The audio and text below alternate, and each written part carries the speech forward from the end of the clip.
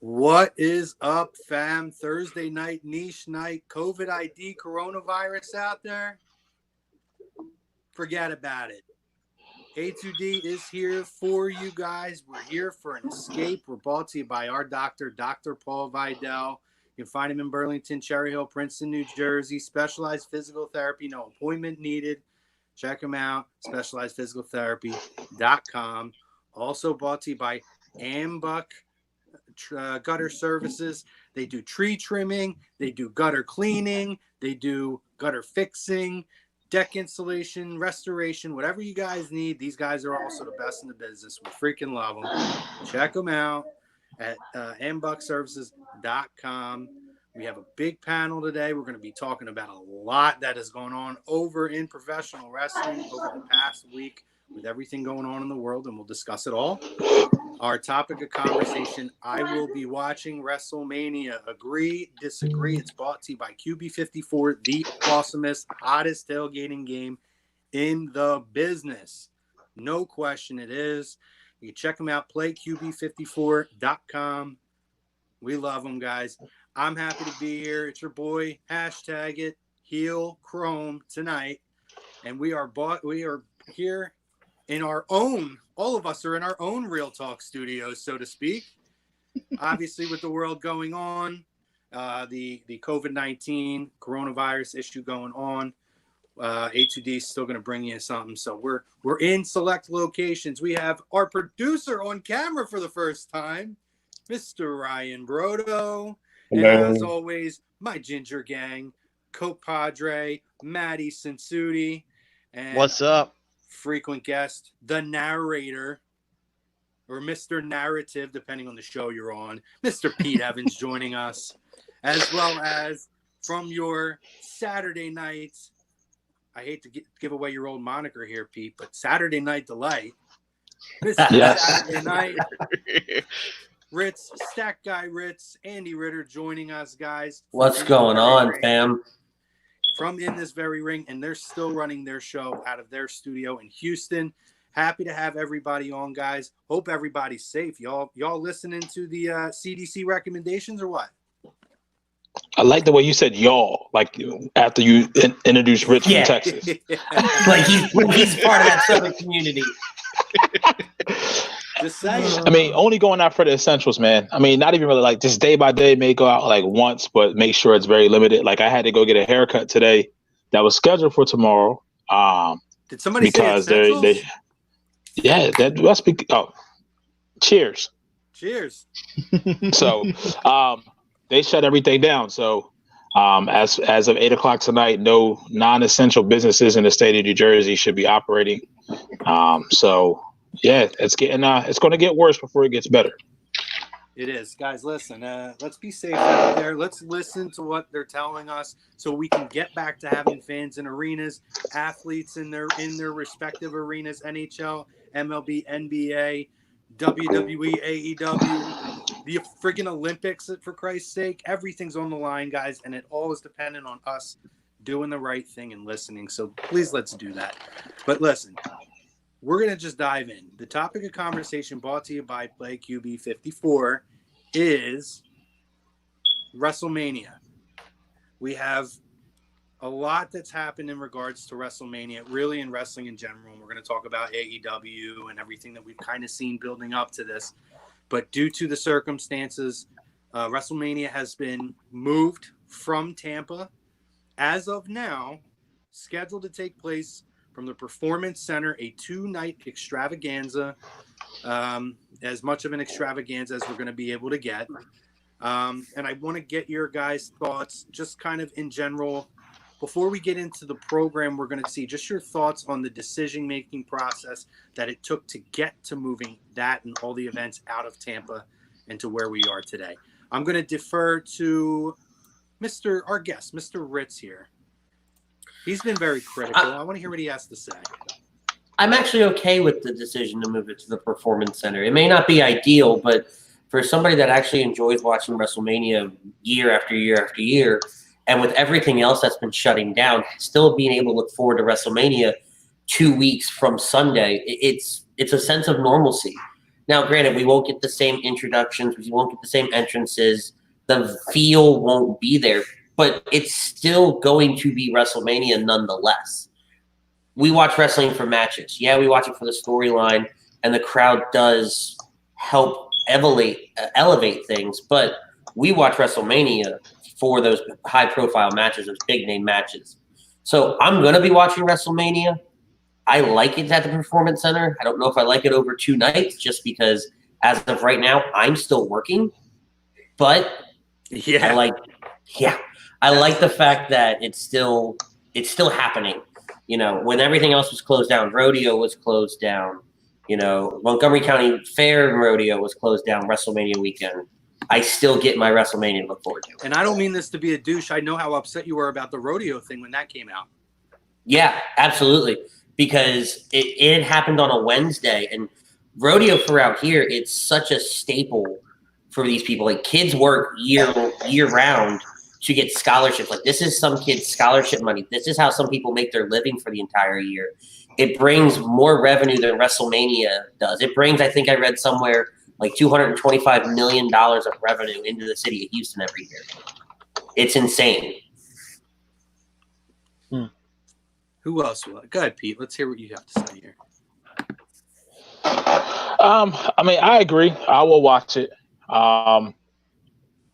And the kind of even thinking about it, how Rich said it does. It's more of a routine schedule with how everything doesn't come from the day to day as we move forward. It's kind of smart, and we've all talked about. I know in the chat that we have reasoning for moving it to the Performance Center may have been, and I don't want to get my hopes up too high that we'll still watch it and be able to watch it 2 weeks from now, because we see the society as it is today wasn't the society as it was 24 hours ago. So things are moving so fluently. I just hope we can stay on track with that.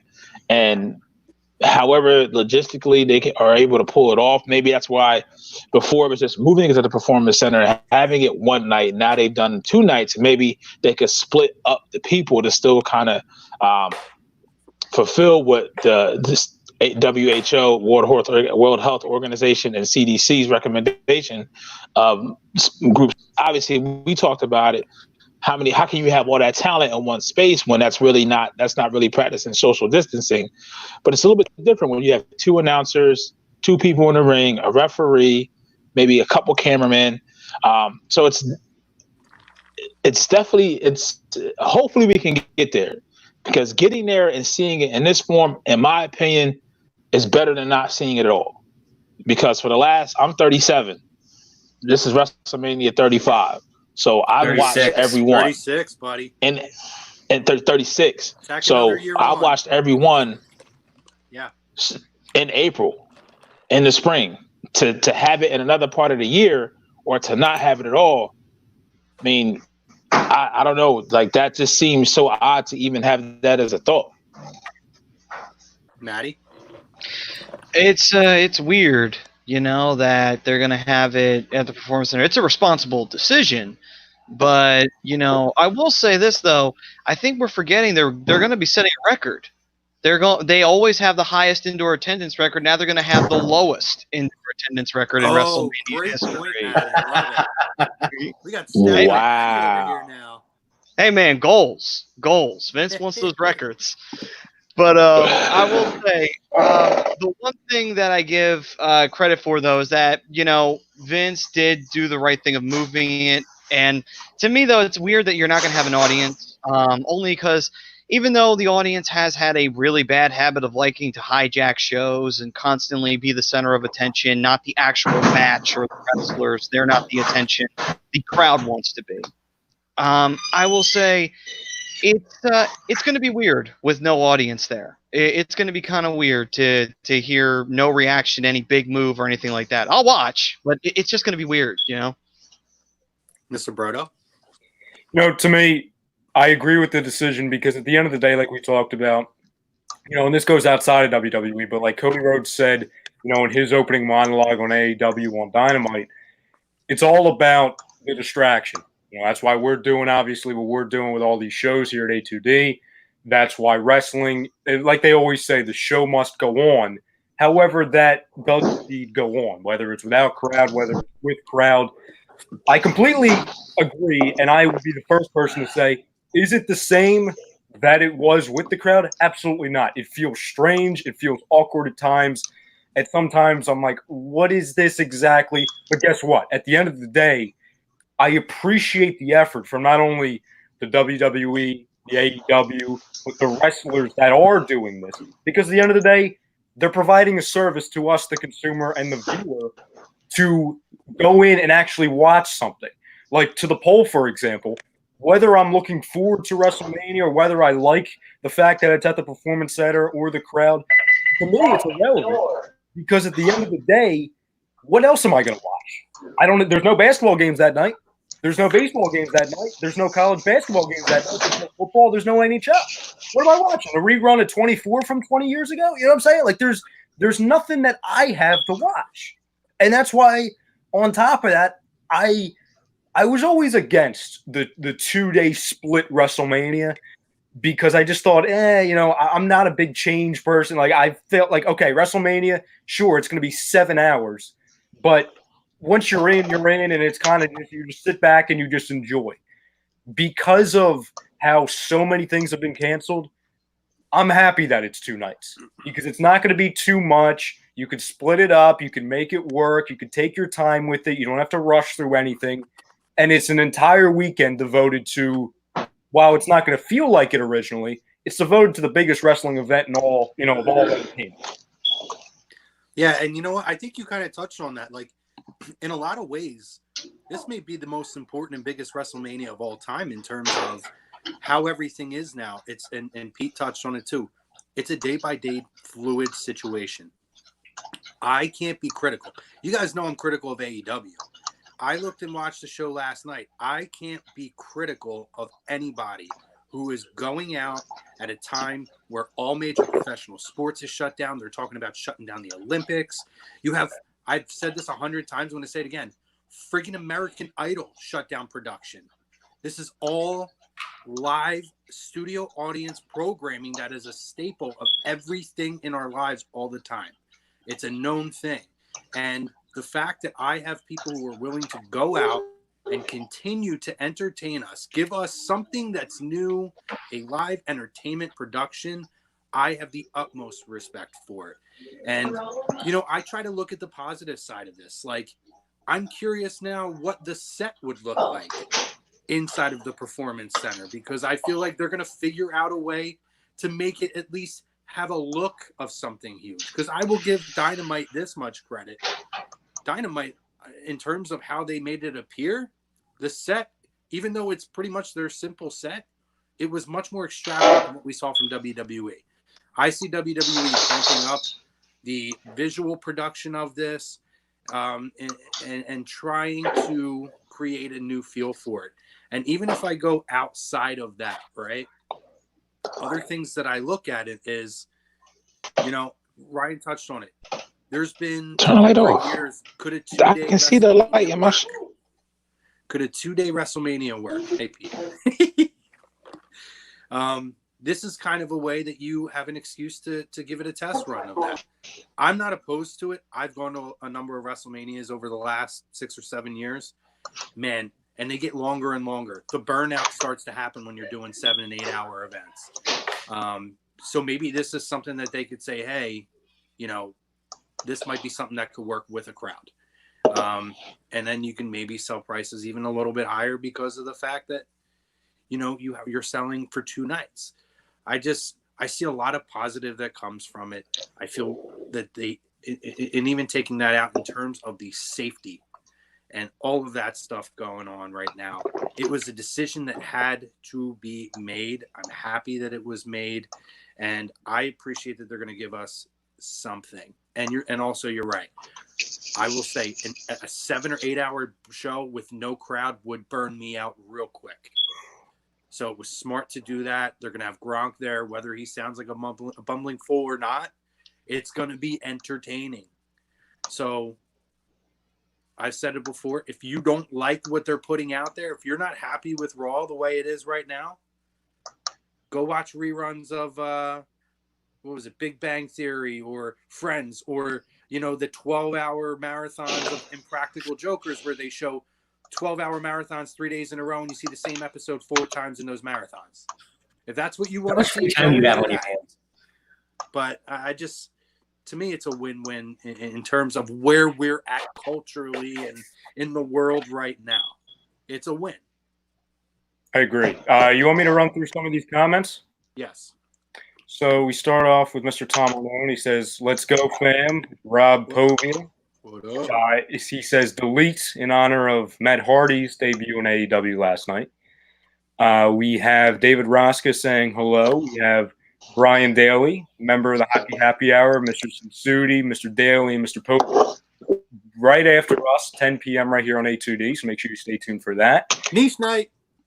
We have Ralphie saying hello to Ritz, saying freaking Ritz is here. Yes, he is. Ralphie, where are you? Where are you, Ralph? Jake, Probably playing a game of Fortnite or something. Say that again, Ritz. He's probably playing a game of Fortnite or something. No, not probably. He is. There's Good nothing point. probable about it. It's 100% he is. You should just join the Electronic Sporting League. Already done, Maddie. He was the first. He's probably the inventor of it. Jake Friel says, "Did anyone else laugh when Stone Cold gave his trademark 'Give me a hell yeah,' followed by complete and utter silence?" I said when Stone Cold, before it was happening, I might have dropped it in our chat. I forget what chat, but I said, I'm curious if Stone Cold's going to do the 4 turnbuckles and play it up as if a crowd was. I love that he did it. I thought it was great. And then friggin' Saxton came in. I'm like, oh, yeah. Dude took a ball kick, though, like a champ. Yeah. Did he ever? Rob Brinkman says the NWO shirt is too sweet. For life. Rob Lutman says, "Let's go." Rob Brinkman Lutman says AJ Styles is the best. No, he's not the best. He's just phenomenal. I'll tell you right now, the stuff with him and his promos with Taker, man, are I love it. Oh, they're amazing. Taker's the biker now, right? All this stuff where Chrome, remember all last year, and Maddie, you can attest to this, we were all like, oh my God, he's gonna be the biker. They just waited a year. They just waited. To be fair, year, right? To be fair, a lot of that was based on the fact Kid Rock was going into the Hall of Fame, so we all thought that Kid Rock would do American Badass, and he would come out to that. Of course, yeah. I don't think they would let him sing the song, actually. PG audience, so. Yeah. What were you going to say, Chrome? It's so funny, too, because it was all right, so this week we got American Badass. The week, or at the pay-per-view, it was we got the Ministry of Darkness Undertaker. What Undertaker are we getting next week? Hopefully not the one that fell down against Goldberg in Saudi Arabia. Hopefully not that one. Ooh. Brutal. You need to test the Creed Undertaker next. I think one of the upsetting parts about Mania and hearing how the program between Styles and Undertaker is going and how much he's calling out Michelle McCool, I think they probably would have with him coming down on the motorcycle and Michelle McCool being on the back of it. I think that would have played off really well. Oh yeah. Yeah, but they could still do something like that. Yeah. Brinkman says they may as well cancel WrestleMania. This is an insult. Dude, that is the complete opposite of it. Get off your high horse, Brinkman. I love Brinkman, but he's becoming hot take Brinkman all of a sudden. Listen, dude, it is what it is. The world is different. And honestly, when we come out of this, nothing's going to be the same. Let me touch on this because people are saying, I don't know why they didn't just reschedule it, do it in June, this and that. You can't guarantee, they book venues a year in advance. There's no guarantee they're going to be able to get a proper venue to do so. There's no guarantee that was available to them. And the fact that our own friggin' president, love him or hate him, came on the air and said, if everybody does, and we said this the other night on Birds of a Feather, Pete, if everybody does everything perfectly and listens, and all of this goes as it could if everyone actually listened, which we've clearly seen people aren't listening, this could, as he said, wash through by July or August. July or August. At that point, you're talking SummerSlam. You know, there's rumors that, maybe they'll put on another big show for MSG late in June, or this and that. In my opinion, they're going to give us what they promised to give us now at a time. You can't wait on these storylines. You can't go that long with no crowds trying to stretch this out. So they're going to give us what they promised us now, and I believe that SummerSlam is going to be a massive event. I could see them adding Hall of Fame to it. If you're attending, I could see them doing access for that and trying to make it up in that form. And I'm looking at SummerSlam. I'm really curious to see how that's kind of set up. But to me, absolutely, this is not an insult. To me, this is them trying their best with the cards they're dealt to give us something that we can enjoy. We may not enjoy it the same way, but it's still something. Agreed. Absolutely. Like if we watch an NBA game and we see the guys running up and down the court in the NBA, do you really feel like that's going to feel the same way? It's going to feel like guys practicing in the gym. And then people are going to bitch about that. You would have, like, say for example, like right before obviously the NBA, postponed all the games and everything, when they were talking about doing it in empty arenas, Mark Zumoff for the Sixers, instead of him yelling, obviously, shut all windows and doors, he'd be whispering like it was a freaking golf event. You know what I'm saying? Like it would have all been different. That's what I'm saying, that it's either we complain. This is how people are, all right? It's either we complain that it got canceled or we complain that it's not the same. Well, when stuff like this happens in the world, nothing's going to be the same. So you have to ask yourself, do you just want none of it or do you want some entertainment? I side with, listen, if it's a C plus or even a C product, I'm still getting a product. A product's better than nothing. Guys, I was on Twitter the other day. It was like day 3 of no sports. And I watched marbles racing in the sand for 4 straight minutes. And I even picked a color marble that I was rooting for because I was watching the goddamn Kentucky Derby. And by the way, the blue marble won. And my horse won. He fell behind at one point, led the whole way, fell behind to number 4, and then picked up the speed at the end. But that's how sad this is getting. Chrome, I did the same thing after I was done producing your show. I was watching the marble races for like an hour. I'm like, what am I doing with my life? But guess what, Chrome? It was electric. I'm not going to complain that, it's not the same. No, the marbles were excellent. It was dynamic. Excellent. And see, you guys have all made good points. And I made this point the other day at work because, as I said, we're still there. It's not exactly the same, but think back to September 11th when everything shut down. What happened 2 days later? WWE went out in Houston and they put a show on, right?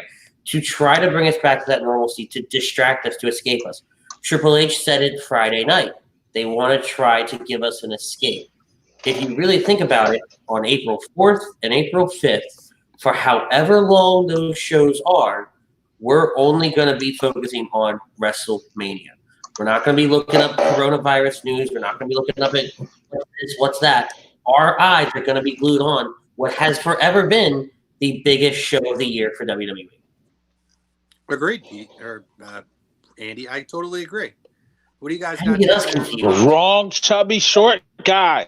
I don't know. You all are in the FWO. I don't know what to tell you. I would say it's tough because keep sipping that soda, sir. That's that seltzer soda, baby. I would say that, it's tough because this has never happened really with like this. I mean, I know Ritz brought up 9/11, but it was a little different because, things shut down, but after things dissipated enough, people were able to do public gatherings and such like that. This is a case where that's not even an option, where people can't even come together and be like, hey, how's it going, man? You got to be careful of that now. So it's a lot harder in that regard because of the fact that it's like people are not even allowed to go to an event currently. They're stuck at home, or they're stuck going to work if you are working, or you're just stuck at home, period. and it's tough. It's very very hard to fix something like that, and it's very hard to make something interesting when that kind of challenge presents itself. But I give WWE credit. You know, it could have been easy for them to say, like the NBA and like the NHL, we can't risk it. We're going to cancel everything. We'll wait until this blows over. But they decided, you know what? We're going to give it a shot. We're going to give people that option, you know, and it's, you know, I give them a lot of credit for that. That's tough to do. It's tough to make that decision.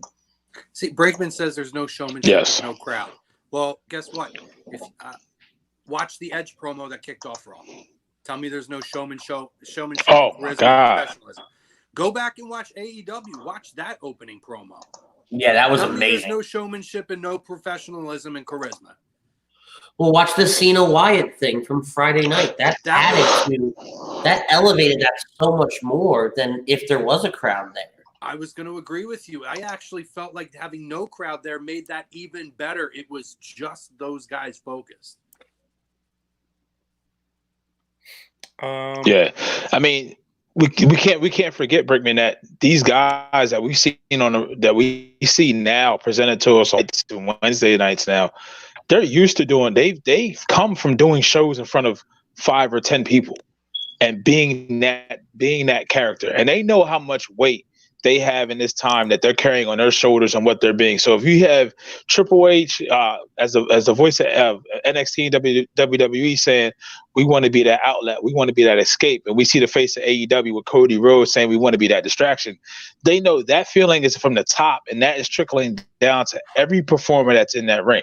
For one brief moment in society, they know how much weight that they carry, and they still go out there because at the end of the day, they're just as exposed because some of these guys perform and physical contact, and we're just staying in our houses. We're doing what we're told, but they still have to go out there and themselves to be entertainers. So I think that's the ultimate sign of showmanship. And I will say this: there's two things when all this is said and done in society. We're either going to have a baby boom or there's going to be a divorce boom. Yeah. Because now you got to deal with that significant other because you're stuck in the house, and we got to see how really strong your marriage is and your relationships are. Trust me. So, so are we going to have bets in Vegas on the over/under of how many divorces or babies we're going to see come the end of this? Yo, one of the Probably. best memes I saw was like day one with kids with like Mary Poppins with a bird on her arm, and then it was day 3 and it was like Miss Hannigan drunk from Annie. It was fucking awesome. Oh, it cracked me God. up. But I would even take it a step further, like you're saying, Pete, and I would say, look at guys like Orange Cassidy. I found him to be entertaining sitting at the commentary table, and I look at Best Friends. I enjoyed their promo more this week than I have enjoyed them in a while. I feel like people are going. Look at Asuka on commentary this week. Tell me that wasn't freaking great hearing her be crazy Asian Asuka in the background. Nobody? Yeah, no, it was great. I had no idea what she was saying. I thought you were going to elaborate. It was good. From what I saw on the internet, I wasn't the only one. A lot of people felt like she actually really brought something to the segment. It was entertaining. I feel like this talent now is going to have to find new ways to, create entertainment, to elevate themselves and elevate their opponents and their colleagues. And to me, that's going to be, in the long run, that might actually be a good thing for them for when the crowds start to come back. It's a different psychology. Because you... Go ahead, Pete. Go ahead. I was going to say... No, I was going to say, because you actually have to... Listen. Go ahead. I'm sorry. No, go ahead. No, because like you were saying, the Best Friends in Asuka, like there's no crowd noise to drown them out. You actually have to listen to what they're saying. Mm-hmm. And once you actually listen, their words come across more. And you get this, I mean, Cassidy's stick is it's just gold right now, no matter what he does. Because you could be lazy at doing anything. He could be right here in the StreamYard with us and be like this. I have definitely come around on the Orange Cassidy train. I'm digging it now. Yeah, he's awesome. I'll give you another example too, and that's from AEW when it was MJF and Shawn Spears, and they were trying to get Shivani to take bets They're betting on the match. You know what I'm saying? Yeah. And then even for example, when they didn't have a crowd, but they had some of the wrestlers making noise. You know what I mean? Like you saw at the very end, like Jericho started talking to Brandy, and then you just see Dustin Rhodes just show up in the background. Yeah, that was perfect. There were so many moments that weren't even like you could even see weren't even playing, but just seeing them in the background. And obviously Colt Cabana was in there, like just little things, and they're getting creative with it. That's why, like, I know somebody said here in the chat, you know, oh, here you go. Like maybe WWE can do like AEW was doing last night, having wrestlers and staff out in the arenas. Maybe that's something that the WWE can try. I don't like it though. You don't like it? No, I mean that moment with Jericho last night because Brandy was ring announcing and having Goldust come over and be there. That was okay, right? But if you're gonna do an empty arena show, do an empty arena show. I don't need guys on the outside that work for the company cheering and whatnot because that adds more to the hey, we know it's scripted bit. Let them just do their thing. Let me watch the wrestling. Not worried about what Luke Gallows or Carl Anderson, for example, are doing on the outside if they're not part of the match. See, I take a little bit. I agree with you in a sense. I take a little different approach to it. For one thing, what I did enjoy a lot of, and see, I enjoyed seeing like Sammy Guevara singing the song, and then you had MJF doing it, and kind of Shawn Spears eating popcorn and like in the background. I enjoyed that because they're building up on how the crowd usually sings a song. Again, that's creative. That's different to keep that kind of a vibe going. What I agree with Andy on is I do feel like in some ways on AEW it made sense because eventually those people advanced storylines as the show went on, the Colt Cabanas and everybody else. Mm-hmm. What I don't like about it is, especially if you're looking at a WrestleMania sense, it's distracting. And because for them, they're getting themselves over in a sense. It's not like just the fans who are reacting to what's going on in the ring. They're not watching as a fan. It's phony as opposed to when you get a legitimate fan reaction. Also, the difference between WWE and AEW is WWE is adhering to the CDC request to not have more than 10 people there. I know that some people don't like that they were putting on the Elimination Chamber and Rumble matches. I liked it for two reasons. A, to me, there are people who don't normally watch who have eyes on it. I had friends texting me saying, my friend hasn't watched in 7 years, and they just text me about this. It's so weird. Or because there's nothing else to watch. I had my buddy tell me his sister was watching. It's a chance for you to highlight your talent, especially with those kind of matches that have multiple talents and personalities. It's a way to sell your product and your superstars. And also, they both contribute to the build of WrestleMania, the program you're trying to get people to get interested in. I like it because of that. And I also like it because this is speculation, but I feel like they utilize that time probably to shift people in and out of the arena to stay in coordinates with the CDC suggestions. I really, truly believe that. When you look at AEW, there's 20 people in there, and they're not really doing social distancing.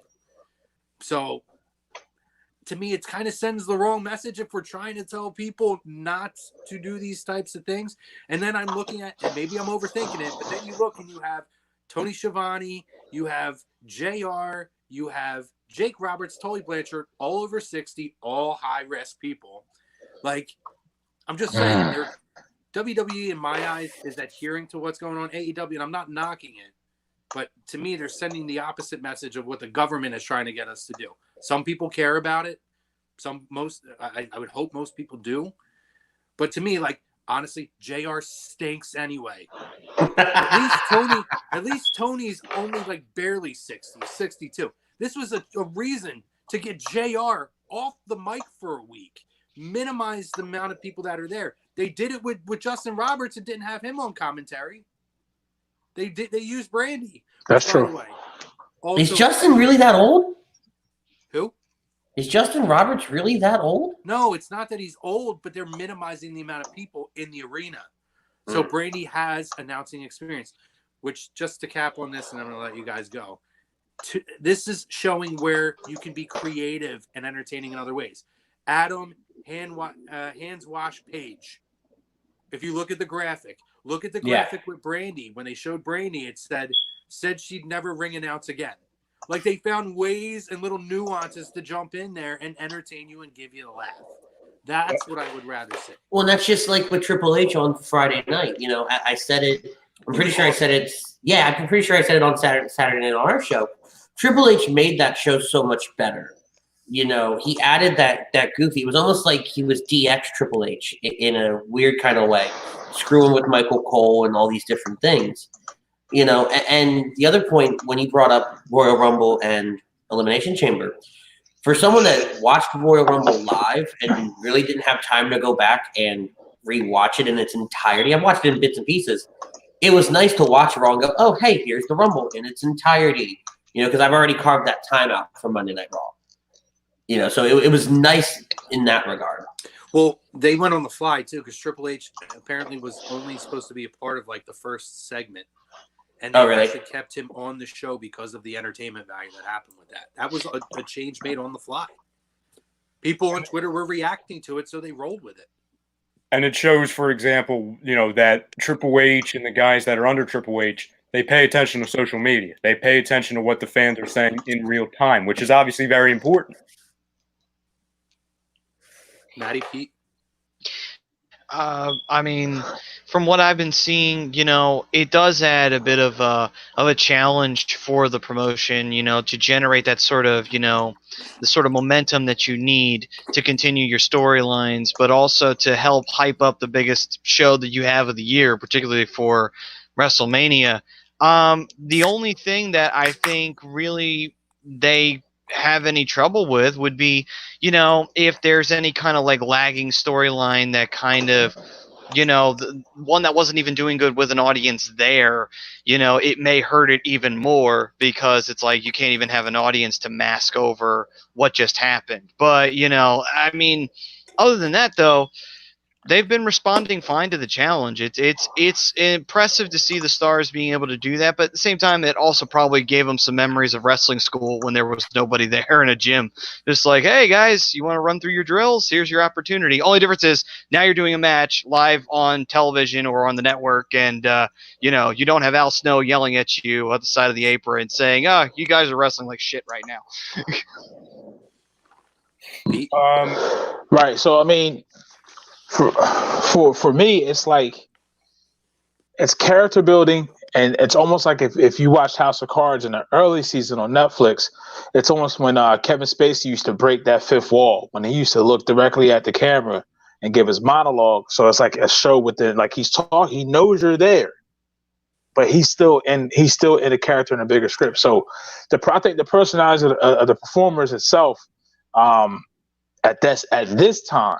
This is where you can capitalize. Even like you said, if there is a storyline or there is a program that isn't getting over, even with the crowd there, I forget who it was in the chat on Monday on Facebook. You said you put a post up that it may have been you, Chrome, where you said this is their chance to capitalize because they know they're the only show in town, like on them. You know what I mean? Similar to right now with us, like.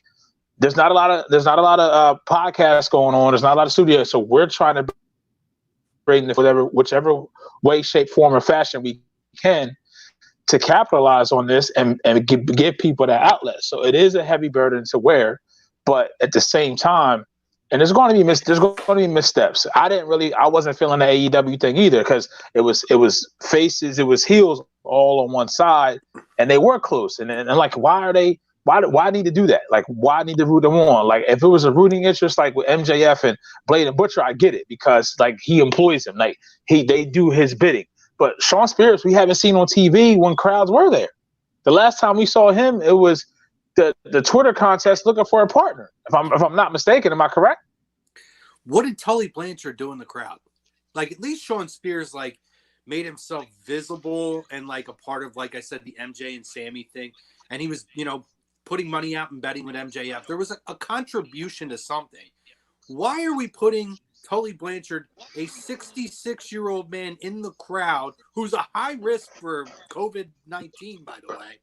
Why are we putting him in the crowd to literally see him 3 times in the background in like a darker part of the arena?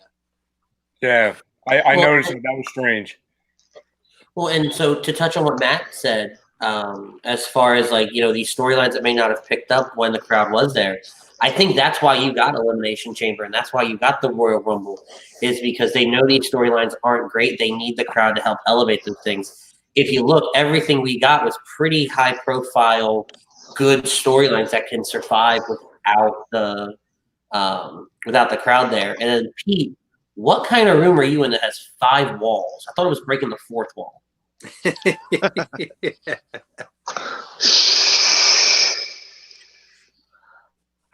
It's a Firefly Funhouse of the hood. That's what that is. Oh, okay. It's the narrative funhouse. So it's like when Eddie Murphy. It's like when Eddie Murphy on SNL did the whole. What's the name? The kid show back in the day. Mr. Robinson. Yes, thank you. It's like when Eddie Murphy did that, where it's just like, oh, okay, it's the ghetto version of it. Okay, gotcha. So Hello, boys and girls. Great SNL skit, by the way. It was amazing. One of the greatest of all time. I'm going to get back to these comments. We have a long name. Legends Brian. TX Legends Brian. What's there up, you go. buddy? Just a bunch of letters. It says, wish postponing was an option, but we have no idea when this all will be over. You're Correct. spot on.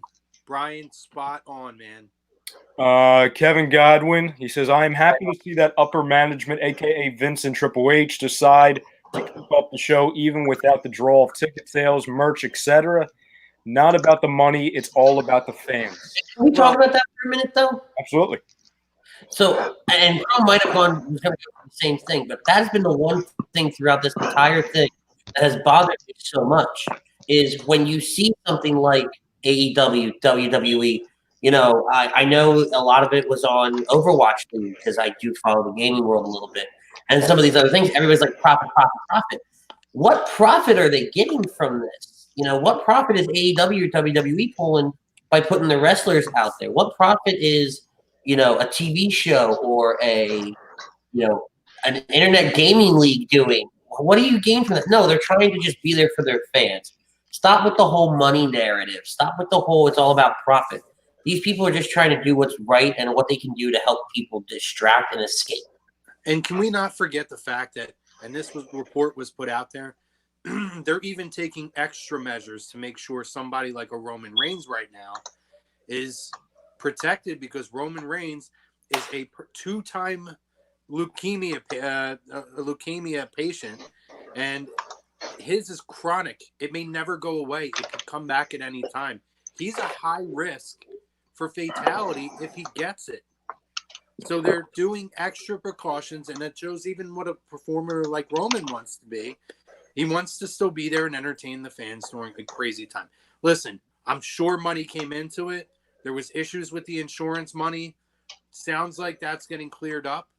And there's no money loss in terms of that. Are they not making money on the ticket sales? It is what it is. I mean, this is unprecedented in this country. I can't even remember the last time there was something in terms of a health.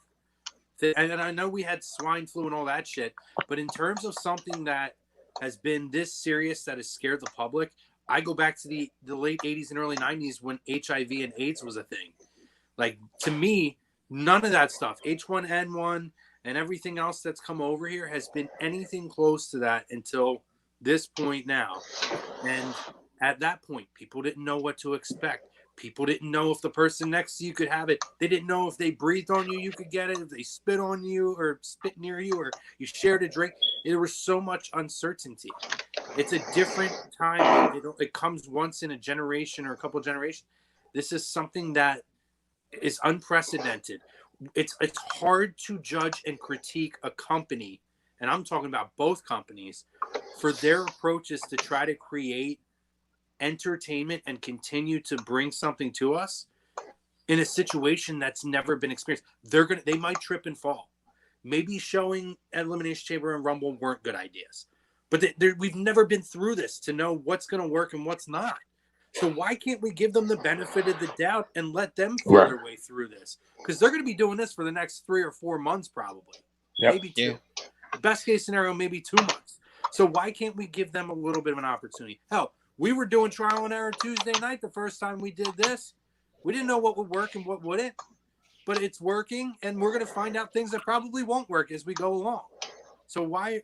That's the thing is like, why is that's the wrestling nerds? I'm sorry, guys, but it is. Why can't we give people the benefit of the doubt and let's hang with them, support them, trial and error, let them figure it out. Go on Twitter and say what you don't like, and tell them what you do like. It's that for whatever reason, I think it's just the fact that smart mentality kicks in. And a lot of them want to be negative. Even if there's really nothing to be negative about, they feel like they have to be negative about something, which is ridiculous. It's like, but to be fair, there's also a little bit of hypocrisy in that. If a certain company does something that you would consider stupid, but that other company did it, they'll love it. Where it's just like, well, what's the difference if they did it? It's still stupid no matter what company did. It doesn't matter what ropes you're in between. If it's dumb, it's dumb at the end of the day. And there's a lot of that hypocrisy going around, and there's a lot of that negativity going around. And at a time like this, you shouldn't really be negative because, there's enough negativity going around right now. It's entitlement, in my opinion, too. I think it's a lot of entitlement. It's, oh, I want it this way. Oh, I want it this way. No, if you're not going to do it this way, then don't do it at all. No. Thank those that are working hard through this difficult time to provide, like I said before, a product, a service. Nobody's going to argue that it's not the same as a crowd, or it's not the same as being on the road or being in a huge stadium for WrestleMania. No, but we're not coming on here arguing about that. We can all see that and agree with that. That in a perfect world, if we could all choose, we would want to still be in Tampa, in front of that, in front of that huge stadium, in front of that huge crowd. We wish that, and we would hope, and if we could control it, we would have the AEW events and the NXTs and the Raws and the SmackDowns.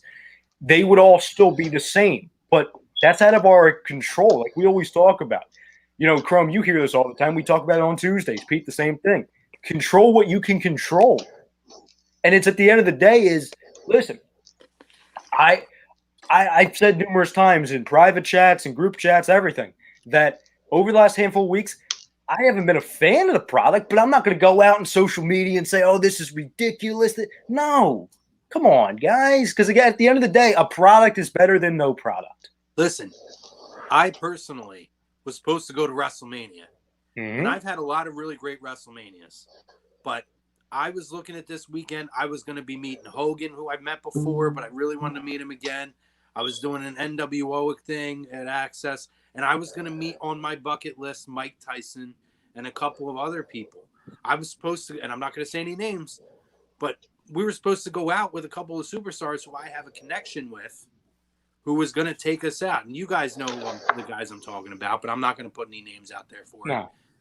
We were going to be hanging out with some of the superstars on Friday night at least, and maybe Saturday, of like literally just a night to hang out at the bar and drink. Like, it was an experience of a lifetime for me. And I cannot be honest with you. When all this started, I said, I don't know that I want to go to this. I'm hoping they make the decision for me, because if I'm forced to go, I'm going to go. But I don't feel safe with this. It's not about this like personal satisfaction of things, and to hell with health. They've done what they had to do. They made the right decision for everybody, and they're still putting themselves out there. And I will be the first person in line to stand behind them. I will give them all, AEW and WWE. I will give them the benefit of the doubt in terms of trying to find their footing to entertain us at a time where there's very limited entertainment. They deserve that, guys. It's time to, as Tom says, he says Peter Pan, but we got a bunch of lost boys out there living in Neverland. Time to grow up. I agree. Back to the comments.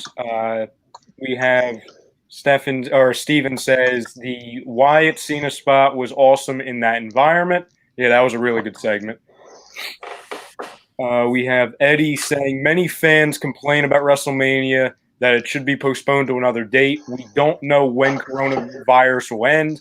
At least it'll happen. It's better than nothing. WWE doing the NJPW method, going for a 2-day. We also have Ashton. I'll go back. I was rereading that comment. Sorry. Oh no, you're good. You're good. There you go. This. So let me see. We doesn't know when coronavirus will end.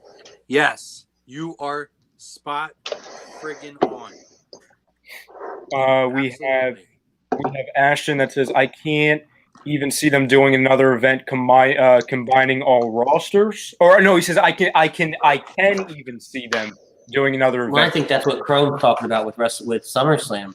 SummerSlam could be their WrestleMania this year as far as production value goes. Oh yeah. Mm-hmm. You know what's so? And the reason they could be split up into 2 nights. Yes, it could be. You know what me and Andy were talking about in the sidebar with each other? Something I wouldn't mind them adding. If they don't, it is what it is. I would love to see them add the element of. Am I echoing? No. Yes. Oh, not for me. Yeah. You're good for me. Yeah, I hear an echo too. Oh. But I would love to have them add the element of the NXT matches they were building towards TakeOver. When you talk about Cole and Dream and Gargano and Ciampa, add one to each night. It's only one match. Because I don't feel like you can push those storylines off till an uncertain 3, 4, 5 months of when the next TakeOver will happen. But I think you can, and we kind of touched on this. So they saw it with Wednesday night, where you're not doing an actual show. You had Gargano and Ciampa talking. You had Rhea Ripley doing her thing. You had a couple other things going on. But ultimately, you're not progressing your storylines. Takeovers are 3 to 4 months apart anyway. So let's put the main focus on WrestleMania. Let's get WrestleMania done. Because the only match that was announced was the ladder match for the titles. For the number 1 contendership, I should say. Let that happen at the next takeover. Let's do WrestleMania, and then next month or a month down the road, whatever have you. At that point, let's do a takeover where we get those matches. I think you can hold those 3 storylines off well enough. We're used to doing it anyway. I think you can hold them off. On top of that, Jason says, "What's up, guys? Long-time listener, first-time live watcher. Appreciate you, Jason. Good to have you." What up, Jay? What's up, man? Let's see. Frank says, "I see AEW talk. I loved how they incorporated the wrestlers in the crowd better than empty seats." Let's see. Rob Povia, when we were talking about Orange Cassidy, he was saying freshly squeezed, freshly squeezed. We have Eileen saying, "Good evening, guys." And she also asks, "Is it summer yet?" No, not where we are. Not where we are. It is where I am. It is where you are? It's like 86 outside.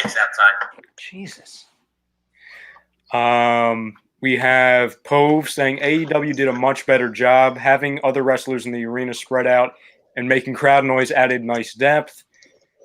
Let's see here. Different element. Pop-In Report says, "I'm watching it, just being excited about first WWE Raw in 1993. Let's see here. We also have Carl saying they were thinking about moving WrestleMania to June 7th at MSG. Yeah, but I don't think there's any chance of that happening now, right, Chrome? We'll see. Let's see. It's Jess Levi now says this is a terrible decision for any company. There should not be any wrestling. Well, guess what? There is. There is right now. So, and then he says both companies are obligated to air their shows. They have a contract to the networks. Is that 100% accurate, Chrome or Andy?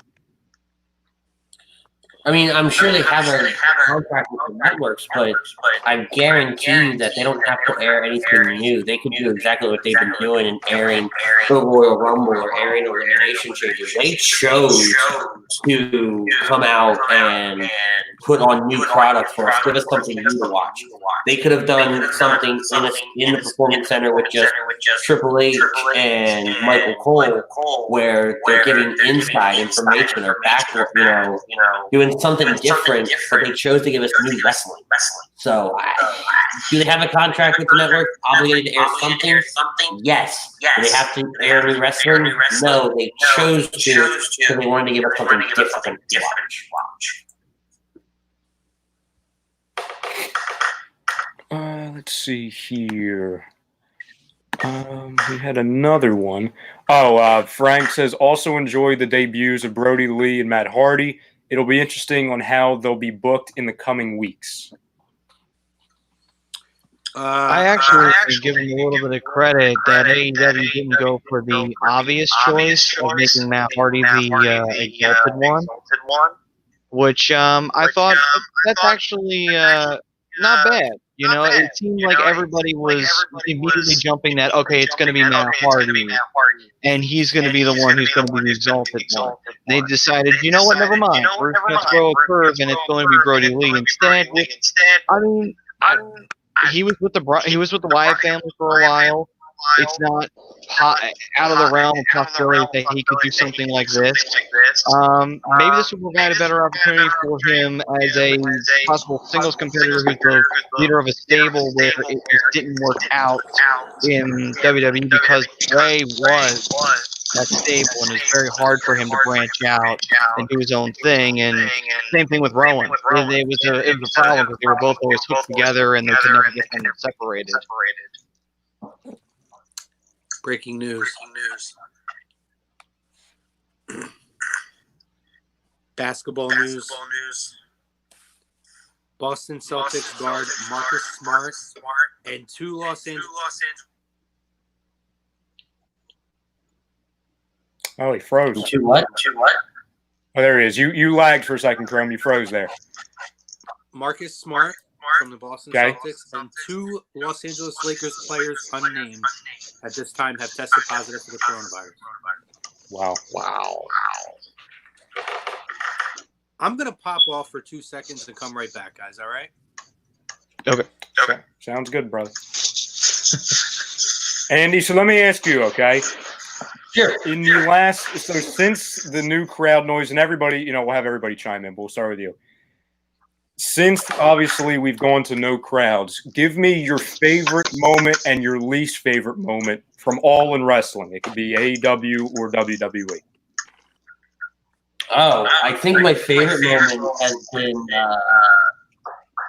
either Edge's promo or Cena and Wyatt's thing that they did on Friday night. My least favorite moment, only because I've seen it 1,000 times, probably Andrade Rey Mysterio, just the match as a whole. I'm done with the storyline. Move on from it. But I like that everything's been interviews, everything's been segments, everything's been, you've only gotten 1, 2, maybe 3 actual new matches week to week. So Edge's promo or is tied with Cena Wyatt for me. And then the Rey Mysterio Andrade match, I just didn't need it. It didn't do anything for me. I think the Cena Wyatt promo as well. That's probably my favorite. Least favorite, I don't know what they're doing with Lance Archer and Jake the Snake. It's just not it didn't play off well with no audience. I don't think it would have played off well with the audience. I can kind of see the direction they're taking Brody Lee's character in, being the exalted one. We kind of didn't see that coming. We all, like you said, we thought it was going to be Hardy.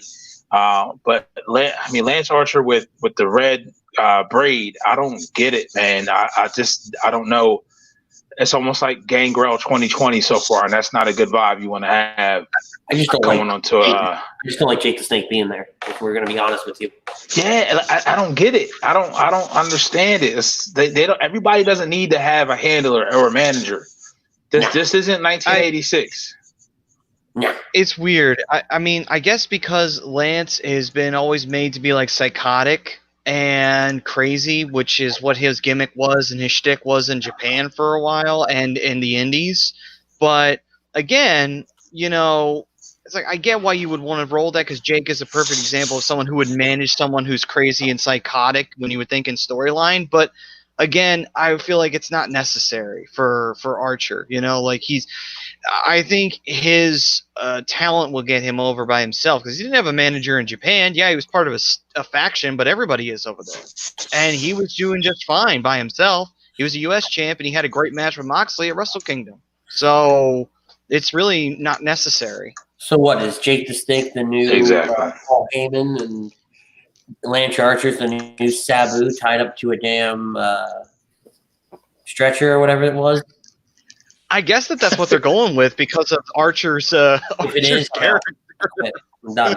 I don't want it. Yeah, I mean, to be fair, at least they had Sabu wear the Hannibal Lecter mask on when he would come out. I liked it then. I don't like it now. No, I got you, but they did have that plus going for it back then. Oh yeah, loved it. I don't hear any echo. We fixed it. Yeah. Oh, yeah, it wasn't me. It was me. Stupid. I jumped off for nothing. Can you guys hear me? Yeah, we can hear you. Okay, good. Yeah. I just switched it. Yeah, that was me. Sorry. My bad. It's all right, Crumb. We were just talking about how Lance Archer is the new Gangrel, so it's okay. Yeah. Kind of a weird segment. I don't know. He's gonna go to he goes to this backwoods fucking shit and starts killing people apparently. And then the dude's like, I'm gonna kick the shit out of you, and then he just beats the dude's head in, and then Jake's like, that's my boy. Get back on the again or what? I don't know what's going on. I feel like Jake's about to pull out a cobra somewhere. To me, it reminded me, so I can't really get excited about it. It reminded me of like I was talking to Andy earlier about it. It reminded me of a mixture of freaking the old Bray Wyatt stuff and Matt Hardy, at the family compound. I'm like, didn't we just see this? Did we just see this? Well, I think Frank dropped in the was it Frank who dropped or Pove who dropped in the Matt Hardy and Brody Lee stuff? I think it was Frank. I think it was Frank. Yeah. Frank.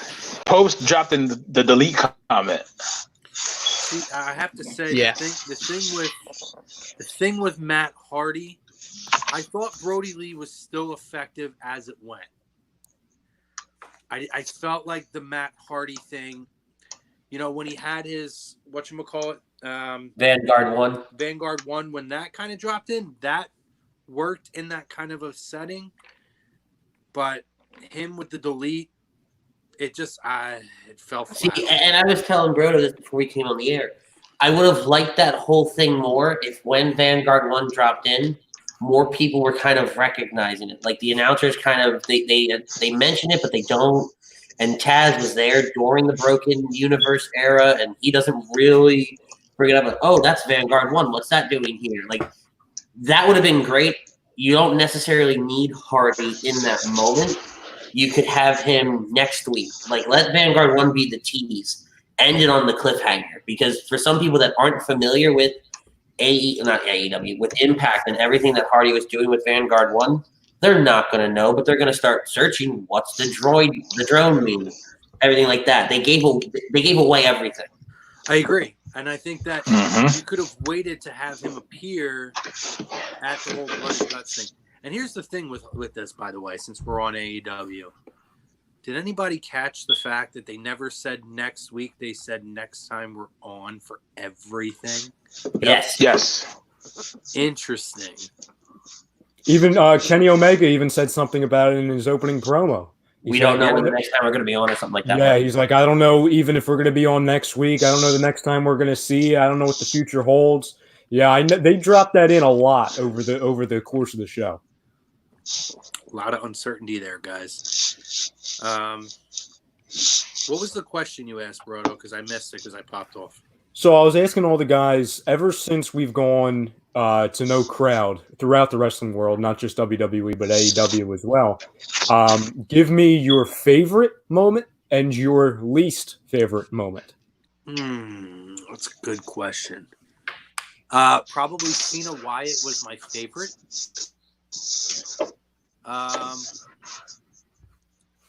Probably both come with WWE. My least favorite would probably be the Bayley, Sasha Banks, Alexa Bliss, Nikki Cross. Oh yeah, that did suck. I mean, listen, I understand it's their first time. Yeah. I did get a chuckle at them kind of teasing the fact that they weren't getting booed this time when it talks about Sasha and Bayley. Didn't love the segment, and honestly, it's not even about them not working the commercial break. I wasn't bothered by that. I honestly wouldn't expect them to be honest with you. And I've had people say, well, you got to know that the camera's always on. You're trained to do that. Like, to me, Shut up. I'm not taking unnecessary bumps at a time like that. I mean, who the fuck would have thought that somebody in Dubai is going to run their fucking cell phone and share it on Twitter? They found our video, by the way. They hit us with it the other day. WWE found us. Did they? Yeah, we got a thing saying that it was we got a thing Cease and saying desist? no, it wasn't a cease and desist. No, I would have put that on my friggin' refrigerator if we got one of those. No, we got a Facebook thing, and it was like a small portion of your video is owned by WWE, and then under it says 0.0 seconds owned by WWE. So the claim was BS, but like I saw the official logo, like they hit it. So I was like, you know what?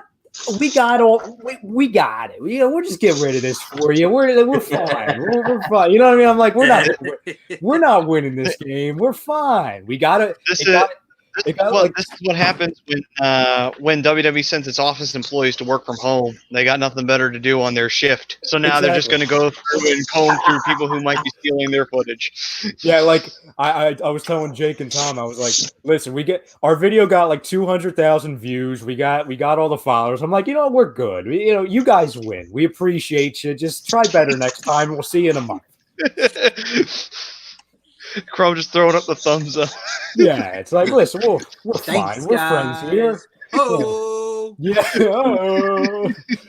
No, I did tagged as WWE owned, even though I think Jim owns that. But anyway, I gave them the Orange Cassidy thumbs up, the half thumbs up.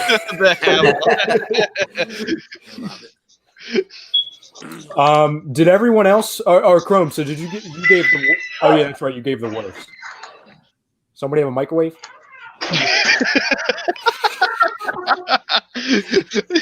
No, that was my wife letting the dog. Okay, gotcha.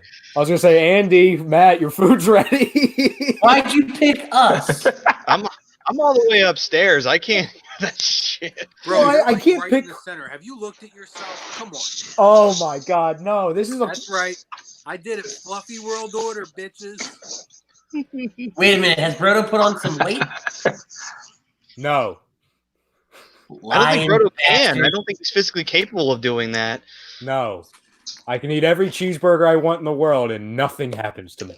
All right, challenge accepted. And no, Andy, Now, I didn't. Brodo, Just wait till you're 35. next year, I'll motherfucker. wait till you're 35. Gentlemen, swig a beer for the working man. I have watermelon water. Does that count? No.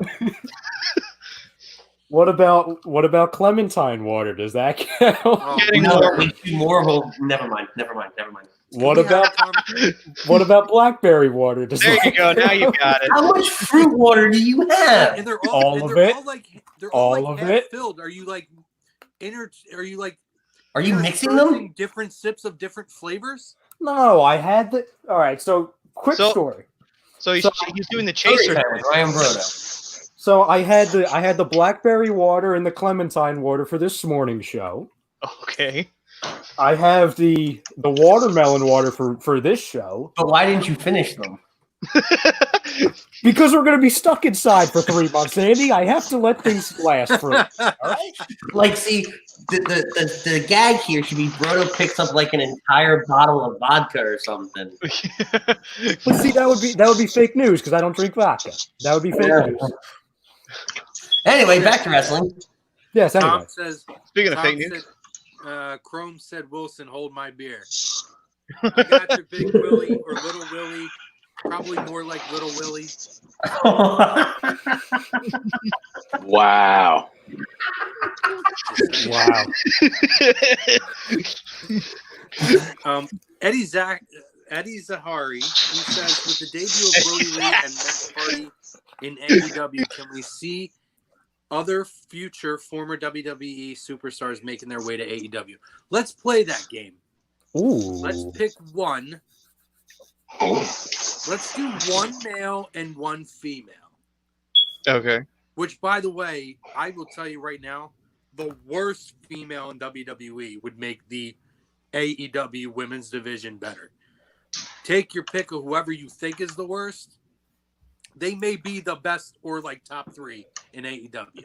Friggin' Alicia Fox would be the women's champion for AEW. Without question. Is she the women's champion for WWE though? Wait, can we pop up Jay Cardamone's comment there real quick? Yeah, absolutely. He said, "I'm going to run out of beer by the end of the show. Real world problems." You may not be able to restock, Jay. That's your fault, sir. This will come in handy. Roto up here, taking little sipping on things. Oh, and I have the water. I have a big thing of water for Hockey Happy Hour. I'm good. I'm ready. Do you plan on like getting out of your chair over the next like 6 hours? Andy, you know the answer to that. Yes. That's funny. But yeah, guys, listen. I want one male, one female. We've done this periodically before.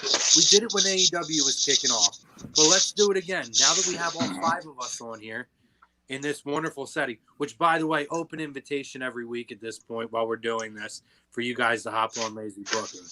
But Nice. I know we're all going to be looking for something to do, right? Let's fucking have fun and entertain with each other. But let get back to it. I want a male and a female that you feel like could really benefit by switching from WWE to AEW. And let's do vice versa. Let's name somebody. Let's just do male, though, because the female division stinks.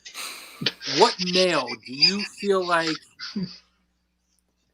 could benefit a jump? And I'm not saying they're going to jump into a main event spot, but there could be a spot for them, whether it's a tag team spot, who are they being underutilized. Maybe they could go into the 205 Live category on NXT, and they could work really well in there. Give me one on the other side, because nobody asks about that. Who from AEW isn't getting utilized? Because there's a number of them. So I want you guys. Let's do the WWE or the AEW or the WWE to AEW first. Give me a male and a female. I'm going to start with Who?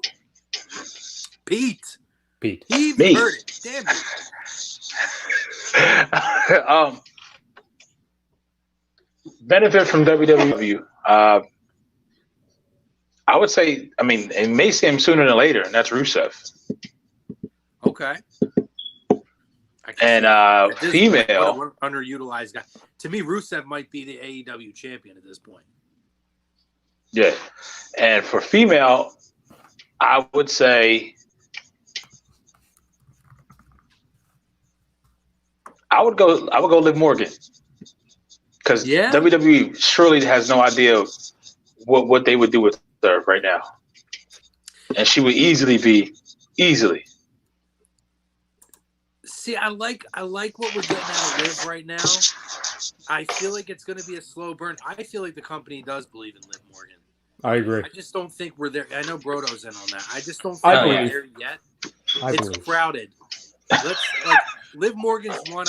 I know Brodo believes in her. I feel like a year from now we might be having a different conversation about Liv Morgan, and it could be she's down in NXT again, but she's a top name in NXT. But I feel like there's something ahead in the next 12 months for Liv Morgan. It'll wasn't it like the next one. Wasn't it at the end of Raw last week? Not the end, but in the middle. Wasn't it her doing the dive onto Sarah Logan and Ruby Riott? It was. I think we're building towards that. So I'm okay with that. Mm-hmm. There's some really good names being thrown out here in the chat, but I'm going to give you guys a chance. Run through yours first. I want to see if you guys agree with them in the chat. Okay. Don't look at the chat if you haven't already. So I've got two in mind from going from WWE to AEW. Okay. I think Braun Strowman as the only big guy in that company would do phenomenal. And I think Carmella is being underutilized right now. She was great when it was Truth and her, but ever since she kind of split away from Truth, they haven't done anything with her. But, you know, before that, she was great they as really a deal with Ellsworth too.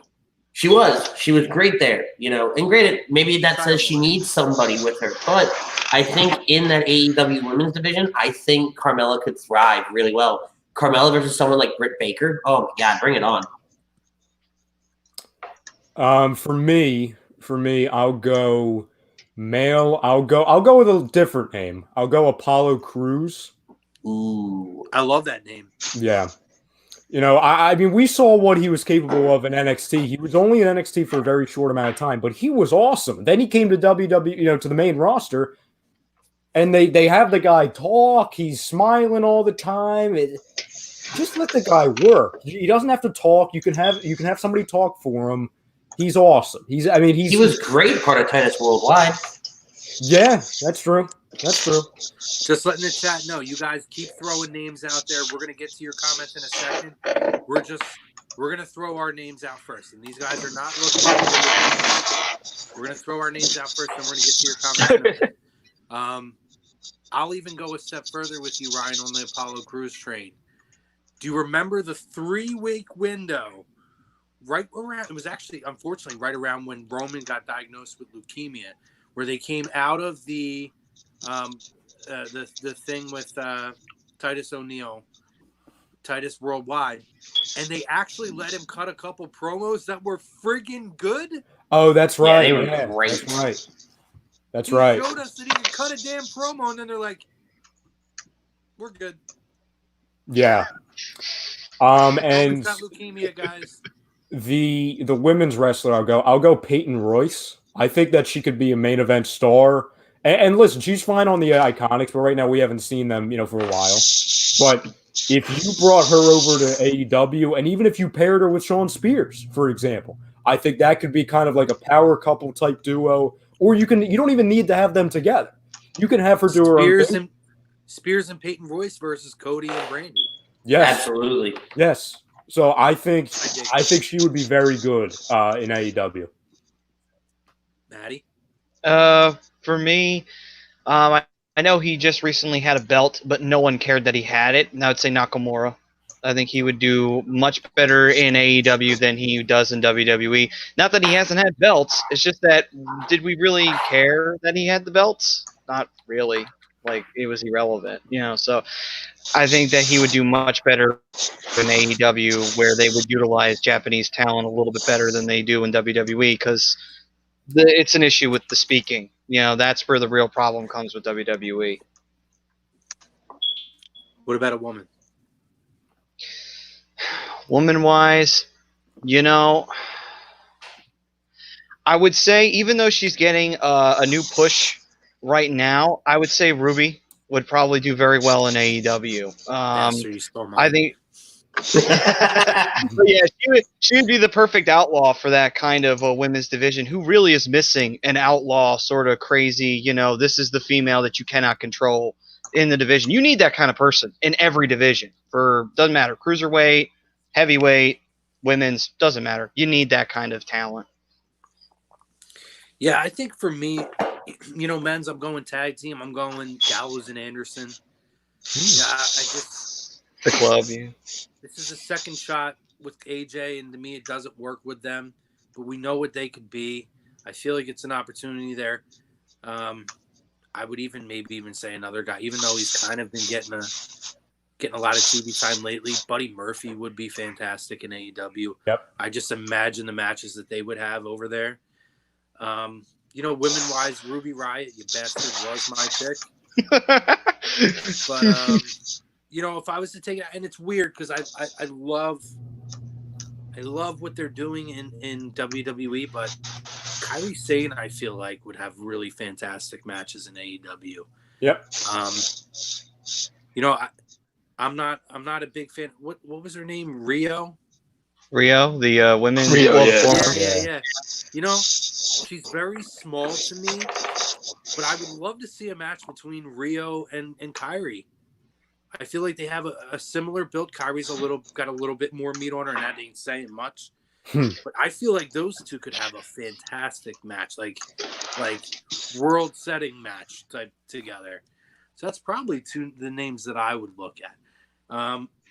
Let's highlight some that we have over here, Mr. Brodo. Let's jump those comments up there. Beautiful. I love Jay Cardamones. Even though I love him in WWE, and I think that there will be a spot for him, he goes Ricochet. Yeah. Are we buying into the hype that Ricochet is on the outs? No, I think they're going to For some reason, whatever reason. I think they're going to bring him back as a heel. I think that he's going to. I think this is him starting to become a heel. Yeah, see, I'm with Brodo. I don't think so because Paul Heyman, he's on Heyman's brand, and Heyman has the creative control on there. Heyman loves Ricochet. Has Ricochet ever been a heel though? What's Yes, that? in Japan. In Japan, okay. He has been, yeah. Mm-hmm. Who was King Ricochet, if I'm not mistaken? Yeah, Yep. he was the king of the Super Juniors when he won the tournament. Okay. George Colon over here, he says Aleister Black. I think he would do pretty well in AEW. The only question is where the thing is though is that where would he fall into? A lot of people would think he would immediately go to the Dark Order. That would be the only thing that you would be worried that he get tagged with them immediately. Get typecasted right away. Yeah. Yes. Yeah, I mean, it's an interesting name match-wise. There could be a lot of really high-quality matches, but I agree with you. Creatively, I don't like it. I don't like the fit. Kristen Gideon says, hi, guys. Don't know if you talked about this, but how do you feel about Rob Gronkowski hosting WrestleMania? Also, do you think they will still have the men's and women's battle royal only because they haven't announced that yet? So I'm actually reading on comicbook.com an article about the Andre the Giant Battle Royale and the women's Battle Royale. It is canceled. Yeah, I would actually look for those to be added to SummerSlam. Yep. That's understandable. Simply because the 10+ thing, they're following the CDC mandate. I just don't see it happening. That could definitely be something that I would see added to SummerSlam, though. In terms of Gronk, I think we touched on it earlier. It may be great, it may be terrible, but it'll be entertaining one way or the other. Meh. Shut up. What? So are they going to change the theme of WrestleMania from being pirate theme to Patriots colors? Since it's No. God, no. Well, see, here's the problem I get with Gronk. Here's the reason why I'm not excited for Gronk. Because that means more mojo. And I don't like mojo. Oh, get hype, Andy! Get hype! No. I don't even know if he's doing that anymore. He was doing this silly gimmick where he painted one half of his Wasn't he face supposed to be like more and serious nothing or came of something? that. Yeah. No. Like, whatever happened to that? Give me serious. Don't you know me? Sorry, Andy. I don't know what you guys do over there on In This Very Ring, but on Lazy Booking, we don't get hype.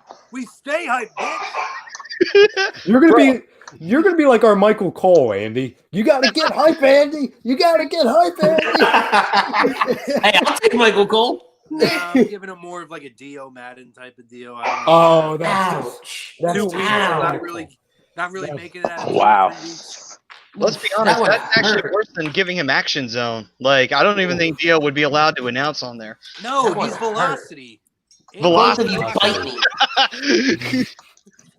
No shotgun Saturday night. Okay, gotcha. Shut up, Well, the both of Velocity is you. about as low as it has ever gotten. So, Okay, Yeah. I remember that. you know, I say it to you every week. If you Andy forget Pettingill? it, I'll remind you of it. Andy Payback's a Pettingill. bitch. I do like that though. You He's should a hard- change that on your social medias, Rich. You should change to Andy Pettingill, like Andy Pettingill. Please, No. please. Andy, Hell no. Andy, I hope you. Hendricks. Andy, I hope you realize the face you just made. That will be memed. That will be memed. Bring it. Bring it. Oh, it's already been brought. It's I'm already fine been with brought. that, man. Can we get Rich Hendricks over here? Ooh, that was so funny. Oh my God, who wrote that in the chat that day? That was me. Was that you? That was amazing. I loved it. Edie Zahari says the revival to AEW. Well, Triple H that's take the over WWE given. to benefit WWE. I don't know what that. Second revival. I think we all agree would be probably the most logical fit. Agree, disagree. I think we do, right? Yeah. Hope says. Yeah, hashtag free the revival. He also says Dana Brooke, AEW Women's Champion. I'm all about it. Yep. I think Dana's come along. The one time I agree with Pove. I got to be honest. You know what I miss about Dana that we don't get? And this is when she was super green as shit. And we used to talk about this, Brodo, in the early days of Lazy Booking. I loved Dana's shit talking in the ring. Yeah. She was with Charlotte, man. Like, imagine that now with no crowd and the shit talking she does in the ring. You know what it just made me think of? And no disrespect, but I have to. It's too. I have to say it. Thank God Brie Bella doesn't wrestle anymore. The way she screams, "Come on, Nikki! Come on!" Nikki. Thank God. Because imagine that, but with no crowd. I'm glad. I'm glad we've moved past that. I'm very happy. That, though, I'm surprised that her and Daniel have a child. Because just imagine that in the bedroom. Come on, Daniel. Come on. Damn it, Maddie. Why? Why would you do that? No. It's all ruined now. Everything's ruined. Maddie likes to ruin good things. Yeah. Edie Zahari says, what if we could exchange owners? Tony Khan, WWE, and Vince McMahon, AEW. Can I sign up for that, please? Can I sign up for that? Wow, that would be really weird. That would be really, really weird. Yeah. I mean, what would I don't think Tony would really know what to do with WWE if he got a hold of it. He'd just look around like, I don't know what I'm doing. Like, Cody did everything, so I don't know. The women's division will go down. Oh. Pope says QT Marshall to WWE. And I immediately I have one for AEW to WWE. Yeah. George Colon agrees. If we're going AEW, Mojo is horrible. That's where we're at. So now, do you want us to do the flip side, AEW to WWE? I do, but I need 2 seconds. I'll be right back. Alrighty. We'll save you for last. Someone broke the seal. I did. I got to piss. I hate you. I hate you so much. Actually, I'll take that. No. I'm okay with that.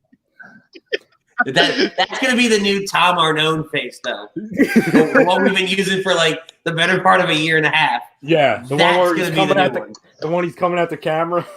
Yeah, that's my favorite A2D moment. But When you get to like April Fool's Week or something, you have to take that and put it over every single image for all the shows for the week, no matter what the icon is. Yeah.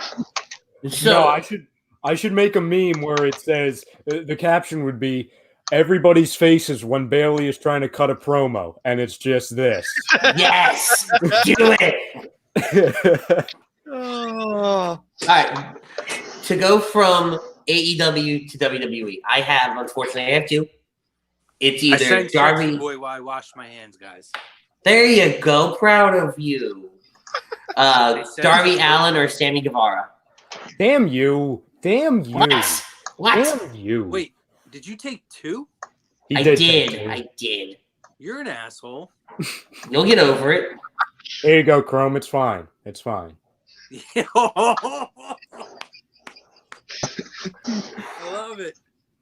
You missed That it, is Chrome. perfect. When you were washing your hands very cleanly and very thoroughly, I said that I'm going to make a meme where the caption's going to be everybody's face when Bailey is trying to cut a promo, and it's just this face. Oh, that's it.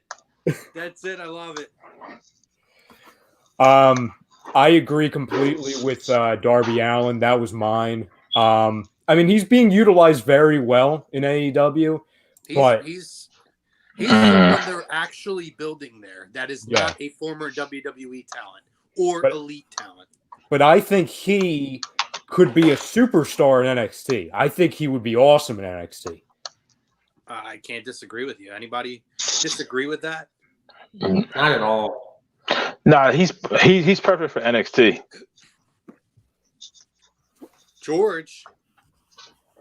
George over here says Alberto Del Rio to AEW with Rey Mysterio and make up a better Mexican Latino stable. Have you heard the rumors that WWE is talking to Alberto Del Rio again? Why? Please no. Please Why? no. Why? This happens every 4 years. I don't get it. Maybe every 4 years he wants to put an extension onto his mansion. I don't give a damn now. What's going to happen to Paige? She might Oh yeah, go- she just. Well, Hey, I guess you she's might not get more coming back. You might get more Paige content. Oh dear. Heyo. What the Oh, hell? Proto's he already conked out already. Oh boy, man down. It is very weird that your picture was the binoculars thing. Chrome. I do everything for a reason, Chrome. The page content. Get that close up view. Wait.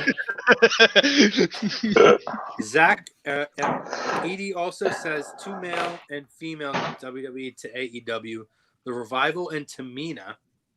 Oh And god. he says female AEW, male and female. I can't read right. He says Joey Janela and Britt Baker. I don't hate the Britt Baker one. Yeah, I can see all of that. I don't like Joey Yeah, Janela. no, not at all. I don't like Joey Janela though. I don't No. like Joey Janela in AEW. I think Joey No. Janela is a No. independent guy. Yeah, To me, completely. that's- I don't think his shtick got real old, and then you could see he's almost nowhere to be seen again. And if he's not working in AEW, he ain't gonna work in WWE. for sure. At all. Not with that gimmick. I like Britt a lot, But, though. to- Britt needs to work on the promo. Yes. She has moments, but her promo with Big Swole was pretty good last week. Yeah. She's getting better. That's I think probably would do pretty good in WWE. Big Swole. I think she would do Yes. good in NXT. I'd agree with that. Her and Bianca pair them up together. Yeah, that would be actually that'd be a crazy tag team. Unbeatable. Yeah. To give you one from Dream matches. AEW to WWE. Yeah. Luchasaurus. Somebody that size, that big, that moves that fast. Yep. He Yeah. was in NXT at one point. And well, you know what the crazy part is now that Yeah, he's but got he's the merch sales. That Oh, would yeah. go up big Yes. time with WWE. Edie, we'll get to that. We'll get Yes. to that question in a minute. But real quick on the Bailey comment. On the Bailey, Bailey just needs to talk about the reason why she loves this shit more than everybody else. Just hone into that. That you've been watching it since you were a kid. Nobody else deserves this title more than me because nobody else has put more blood, sweat, and tears. If you watch the FCW documentary, she cried at the fact that when they told her to be real. And now you taking that, you're trying to take that from me, of which I've had this aspiration in my dream my entire life, and then the switch just went on. But that's just me. I'm sorry, who broke Pete? No one broke me. But can I get the face, Ryan? Can I get the meme? Put the meme up. That's how I feel. I felt like it was me. I had it ready. I have it right here. I love it. You're getting your own face back again. Hey, I'm cool with it, man. It's actually creepier when he's got it that close to the camera with the eyes. Just Thanks, Matt. Thanks, Matty. No problem. Matty, who you got AEW to WWE? I think that well, I was gonna say Britt. I think she would do fine there. I think with her being a heel, though, that's the only thing that kind of holds me back. As a babyface, though, I think she would do really well. I think they have enough heels for her to be a foil for. As for any of the males, you know who I'd like to see? Because I'd like to see them face off with a certain team. I'd like to see Private Party in WWE to face off with the Street Profits. Because that would be a fun rivalry. Just the promos alone would be worth the price of admission. It would be good. I could even see them in the end doing like a best of 7 and then end up being a stable. Yeah, that would be cool. I'm surprised the New Day and the Usos haven't done that yet, considering the fact those two have pretty much just faced off with each other so much. You might as well just be buddies now at this point. Well, yeah, I mean, for all intents and purposes, like they are. Yeah. Yeah. For me, if I'm looking at AEW to WWE, ooh. See, you kind of stole mine with Sammy Guevara, you dickhead. Well, he did say Payback was a bitch. I'm looking at the Lucha Bros. How does the Lucha Bros...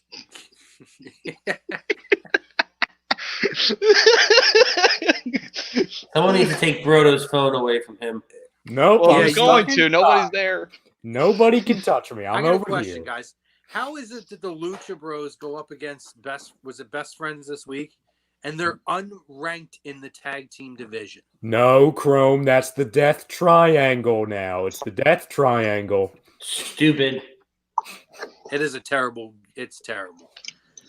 But honestly, in terms of the tag team rankings, how are the Lucha Bros not ranked? How does that work? Yeah, that doesn't make any sense. How many matches have they had already? How have they not been the tag team champions yet? That's a good question. Who are the tag team champions? Oh, it's Omega and Paige. Surprisingly, the Paige. Bucks did not win the belts off of them at Just went over. Revolution. But wait. They're not WWE. They don't book tag teams as singles guys doing nothing. So they're putting them in a tag team to advance a single storyline on a greater storyline. That's a WWE booking move.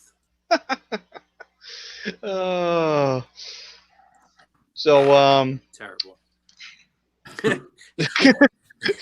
Awkward. So, women's this is gonna sound really terrible, but there is an Asian women's wrestler that I like there, but I can't remember her name. The one who's in like red. Hikaru Shida. I guess. She comes out with a kendo stick. Yes, the one with the kendo. Yeah. Hikaru Shida. Really okay. I'm sorry, I couldn't remember her name.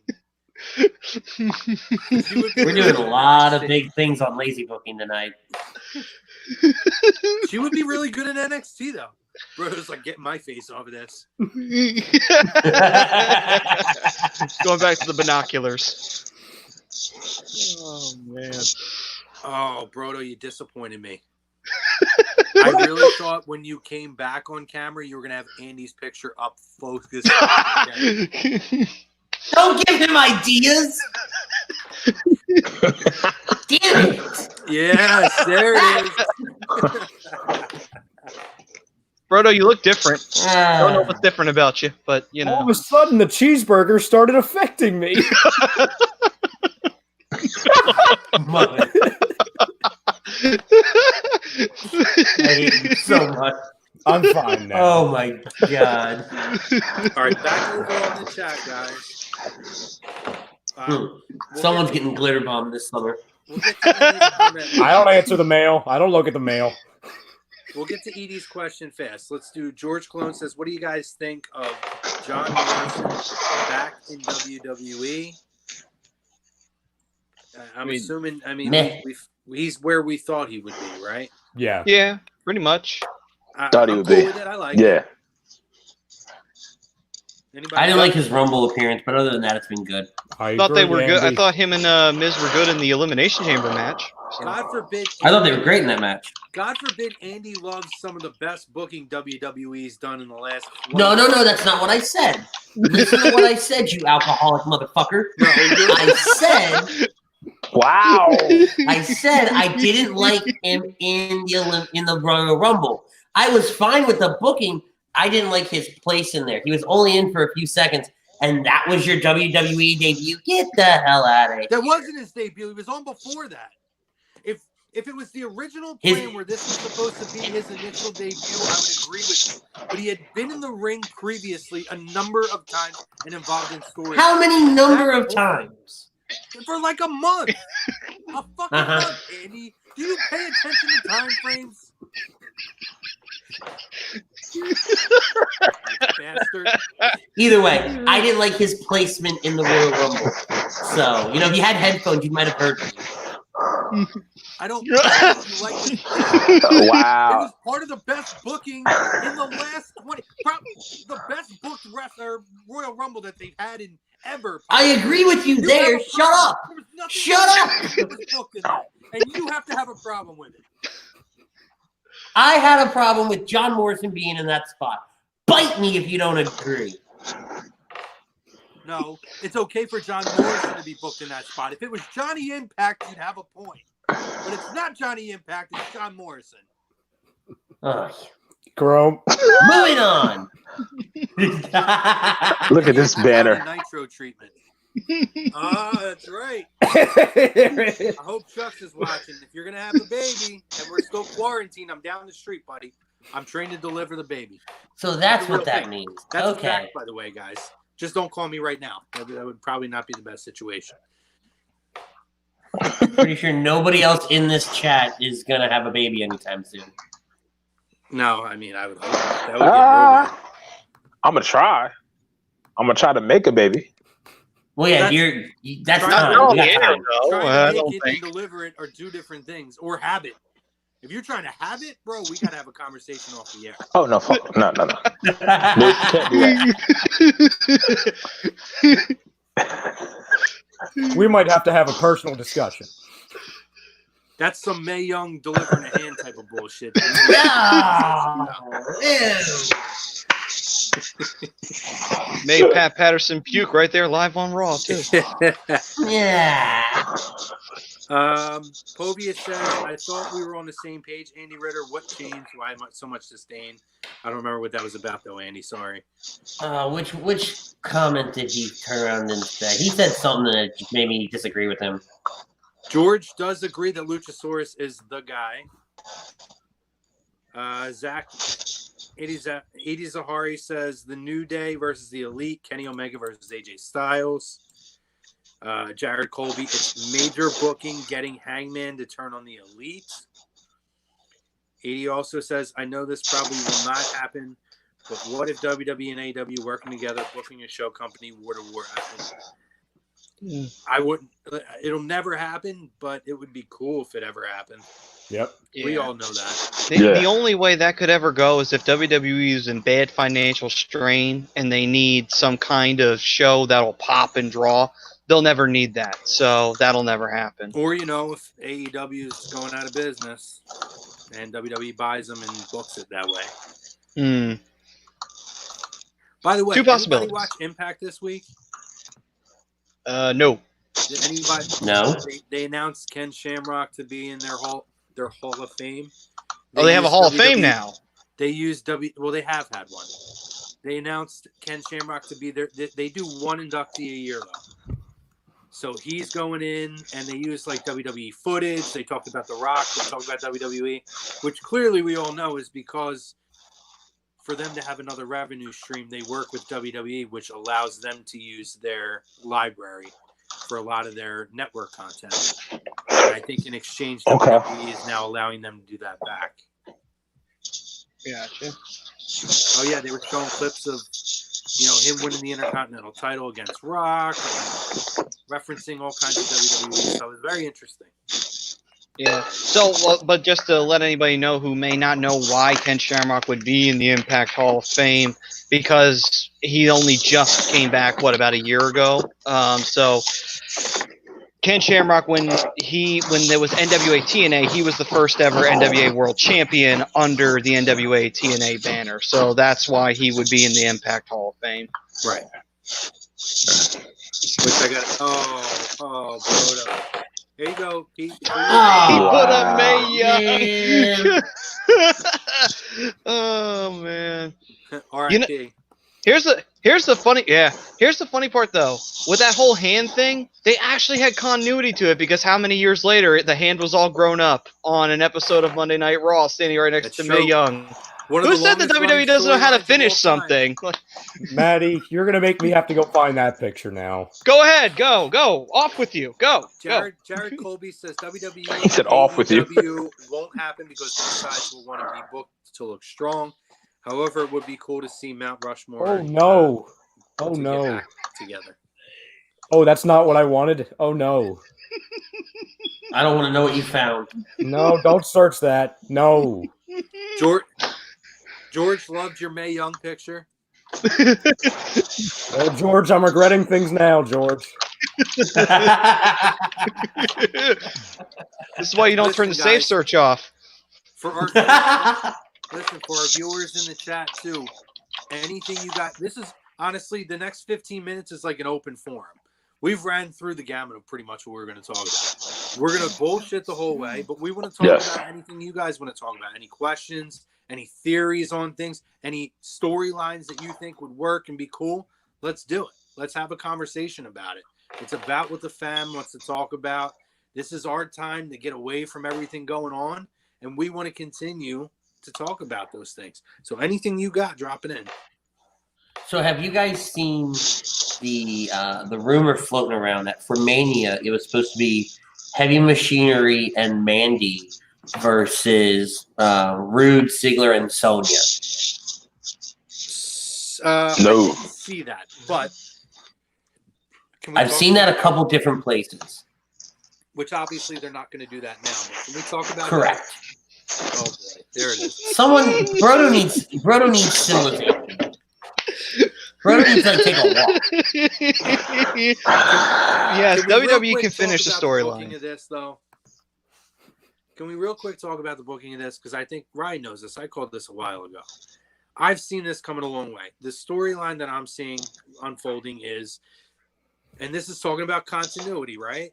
This goes back all the way to when Sonya said, "Oh yeah, right, you're not really into him, this and that." I think that Sonya texted Dolph, told him to be there, texted Otis from Mandy's phone and said, "Hey, I'm running late, so this way everything would work out as it did."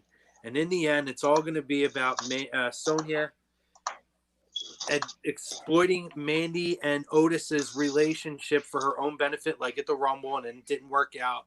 And then in the end, it's going to be coming out Sonya was the big mastermind behind everything, screwed with Mandy, that they're going to break them up, and Otis and Heavy Machinery are going to end up going against them. I will say, though, I thought it was going to be a one-on-one thing. I did not hear anything about the tag team portion of that. I heard a tag team portion of it, where like a mixed tag match, which I'd be okay with. It wouldn't upset me one way or the other, right? I kind of like that. I actually do like that a little bit better than the what's it called? Than the singles match. You like the tag team better? I do. I don't know why I like it better. I just it sounds better on paper to me. To me, Rude has nothing to do with it, and Tucky's just there.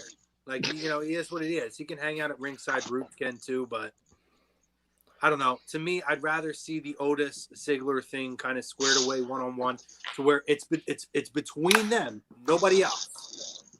Let those maybe that's where everything kind of comes to light. Maybe in that match when Sonya and Mandy kind of have their little tiff, everything comes to light there. Maybe. Yeah, I could see.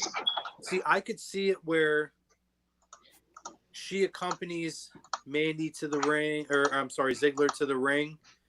Something in there somehow it comes out, or even beforehand. You know, we've seen them do vignettes and stuff at Mania. You could kind of see like her backstage, and they do like shots backstage and conversations, and Mandy gets suspicious, and then it kind of comes out, and then you get the whole where Mandy would come out and Ziggler would think she would be with him, and then she ends up costing Ziggler. Otis gets the win. They have the big Macho Man Elizabeth moment. Otis picks up Mandy on his shoulder, and Tucky. Tucky comes and steals his spotlight, and then they go on a whole year where eventually he wins the title. Then they go to the next WrestleMania, and the Mega Powers explode, or Heavy Machinery Tucky explodes. does the Hogan There we thing. go. He's doing the point, like. Yep. Absolutely, Perfect. man. Perfect. We got WrestleMania next year booked. Hell yeah. So I mentioned this to you a handful of weeks ago, Chrome, but I figured we would do this maybe over the next handful of weeks until Mania. We all could do it, or maybe two of us can do it. Remember when we were talking about like Hogan and Rock, and we said, oh, we're going to go back and watch all those WrestleManias and stuff and the matches? Yes. I conducted a top 7 of my favorite WrestleMania matches of all time.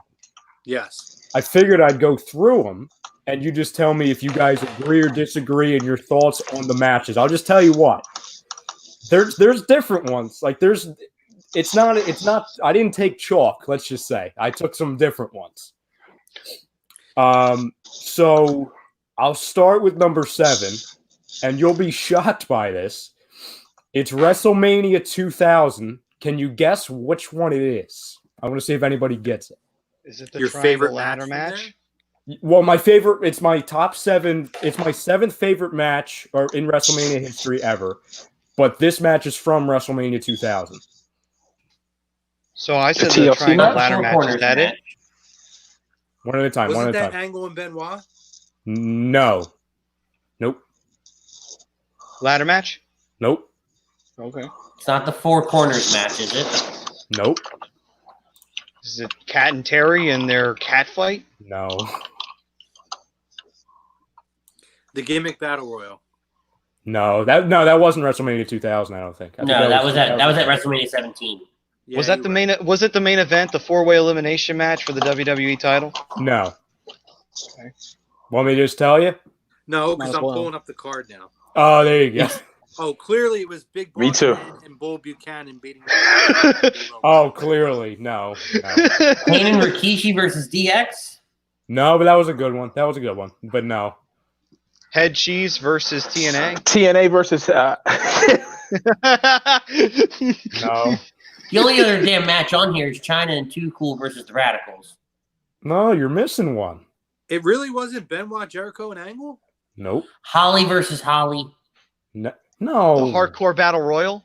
Correct. The Hardcore Battle Royal.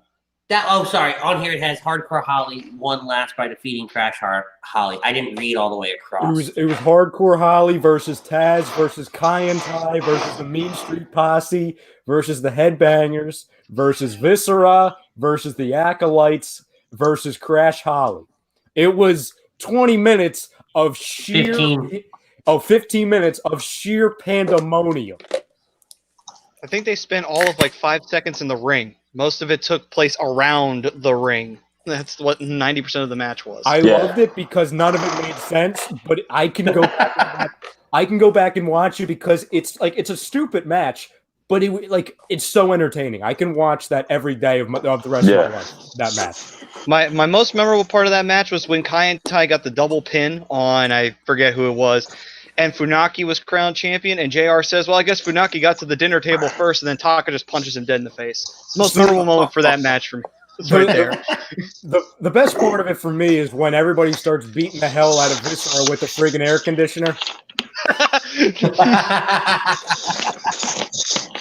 And the Headbangers came out with those gigantic like cone boobs because they were doing that thing back in the time period too.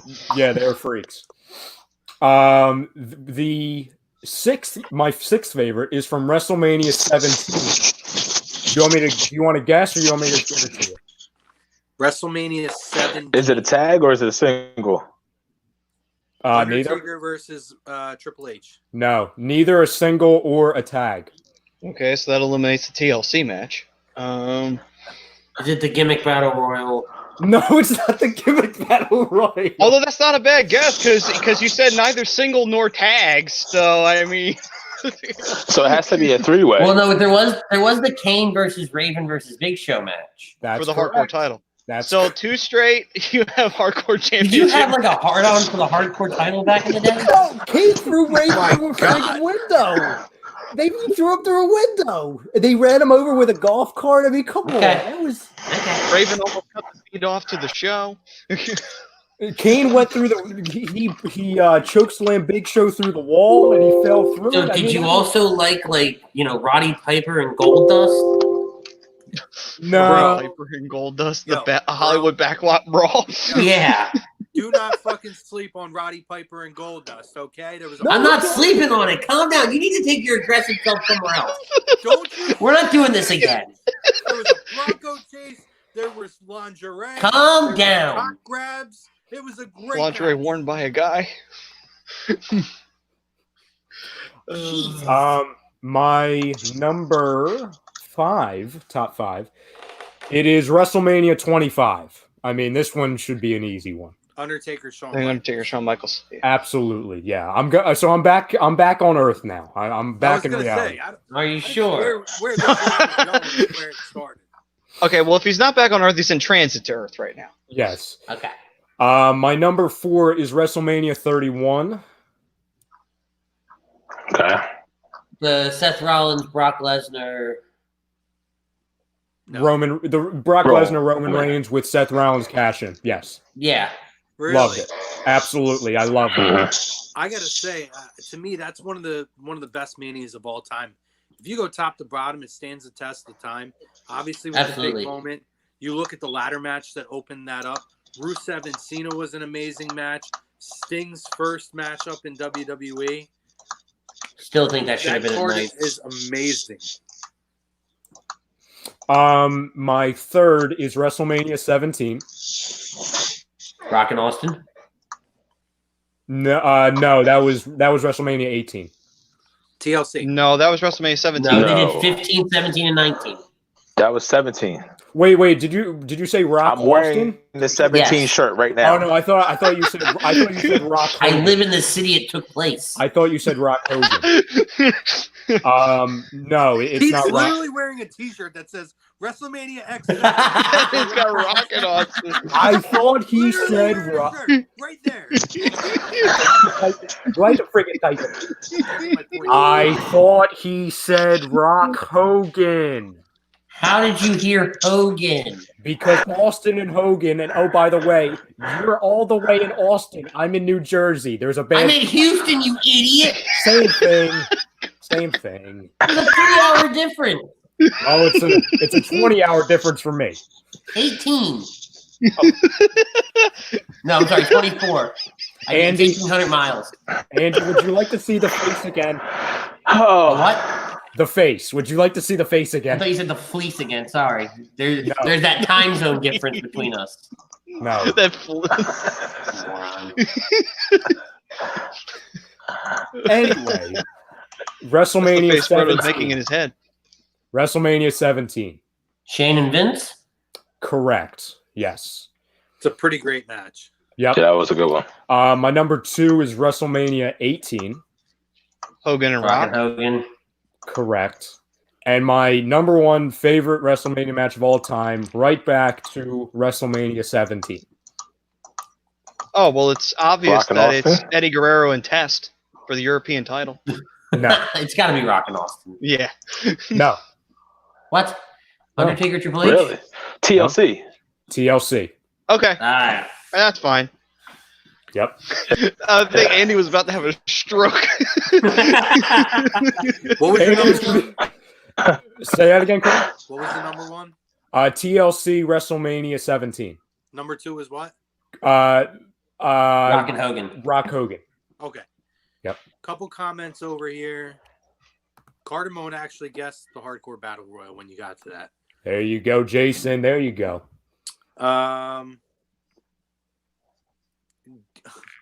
Rosca chimes in.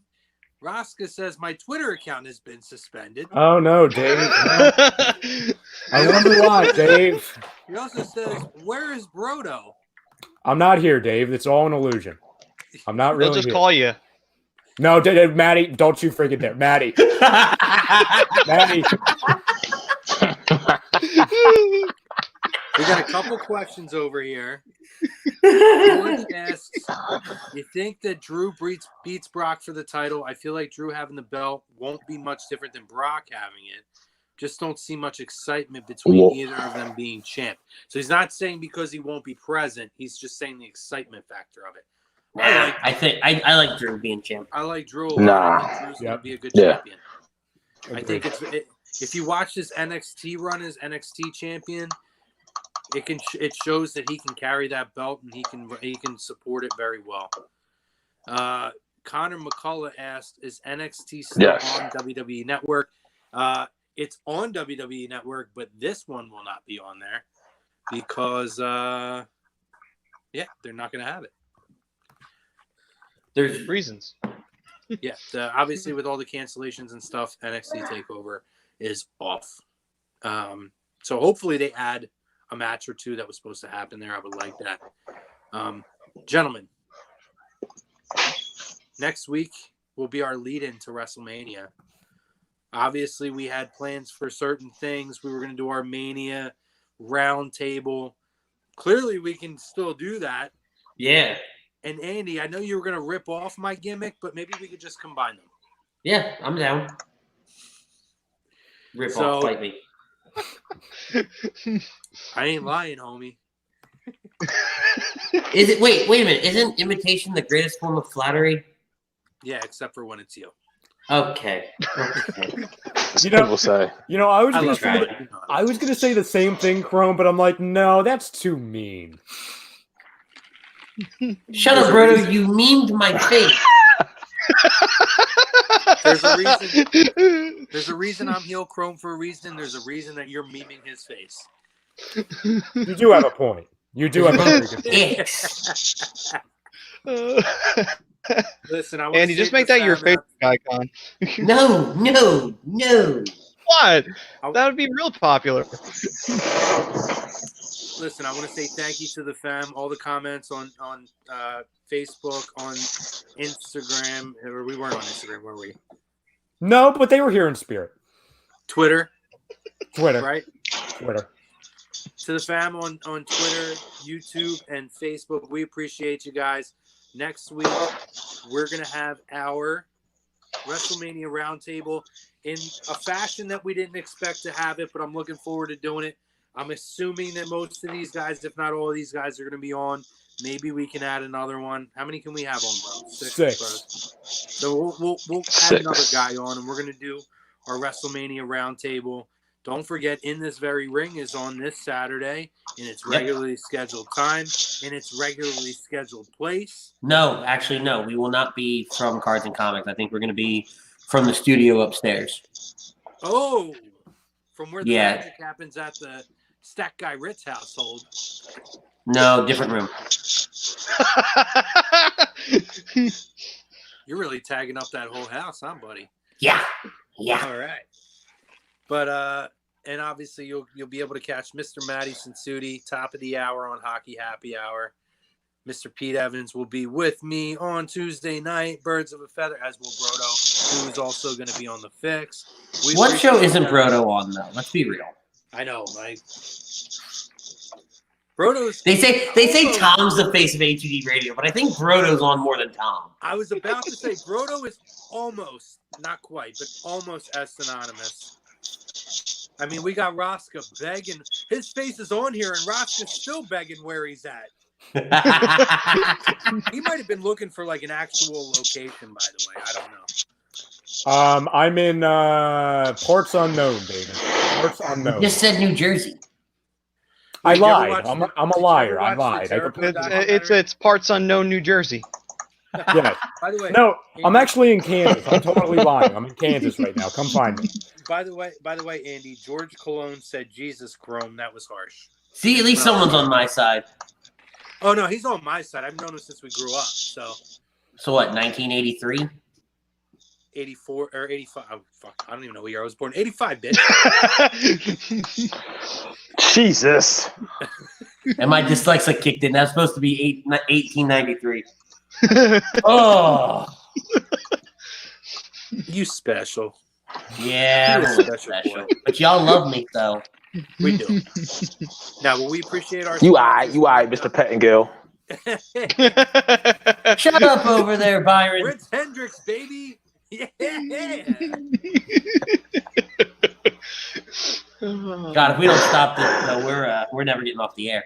We appreciate this, and we appreciate the No. Dr. Paul Vidal, Burlington, Cherry Hill, Princeton, New Jersey, on the web. SpecializedPhysicalTherapy.com. Also, Ambuck Services, gutter guards, gutter cleaning, tree trimming, whatever you need. Check them out, AmbuckServices.com. And obviously, the awesomest freaking tailgate game out there. I'm telling you guys, check it out. Hit play, QB54.com. I'm telling you, you'll love this freaking game. And listen, right now, we could all use entertainment. You would be having a ball in your backyard if you order this game. Get on there, check it out. George pops in, says, keep it up, fellas. Great show. I'm going to try and tune in more. George, we appreciate you.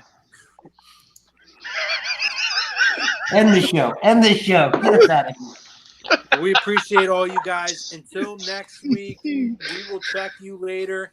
Be safe. Wash your goddamn hands. Don't touch your face. And stay in if you don't need to be out. Okay? Until then, have a good one. We'll see you next week. David, please do not call me.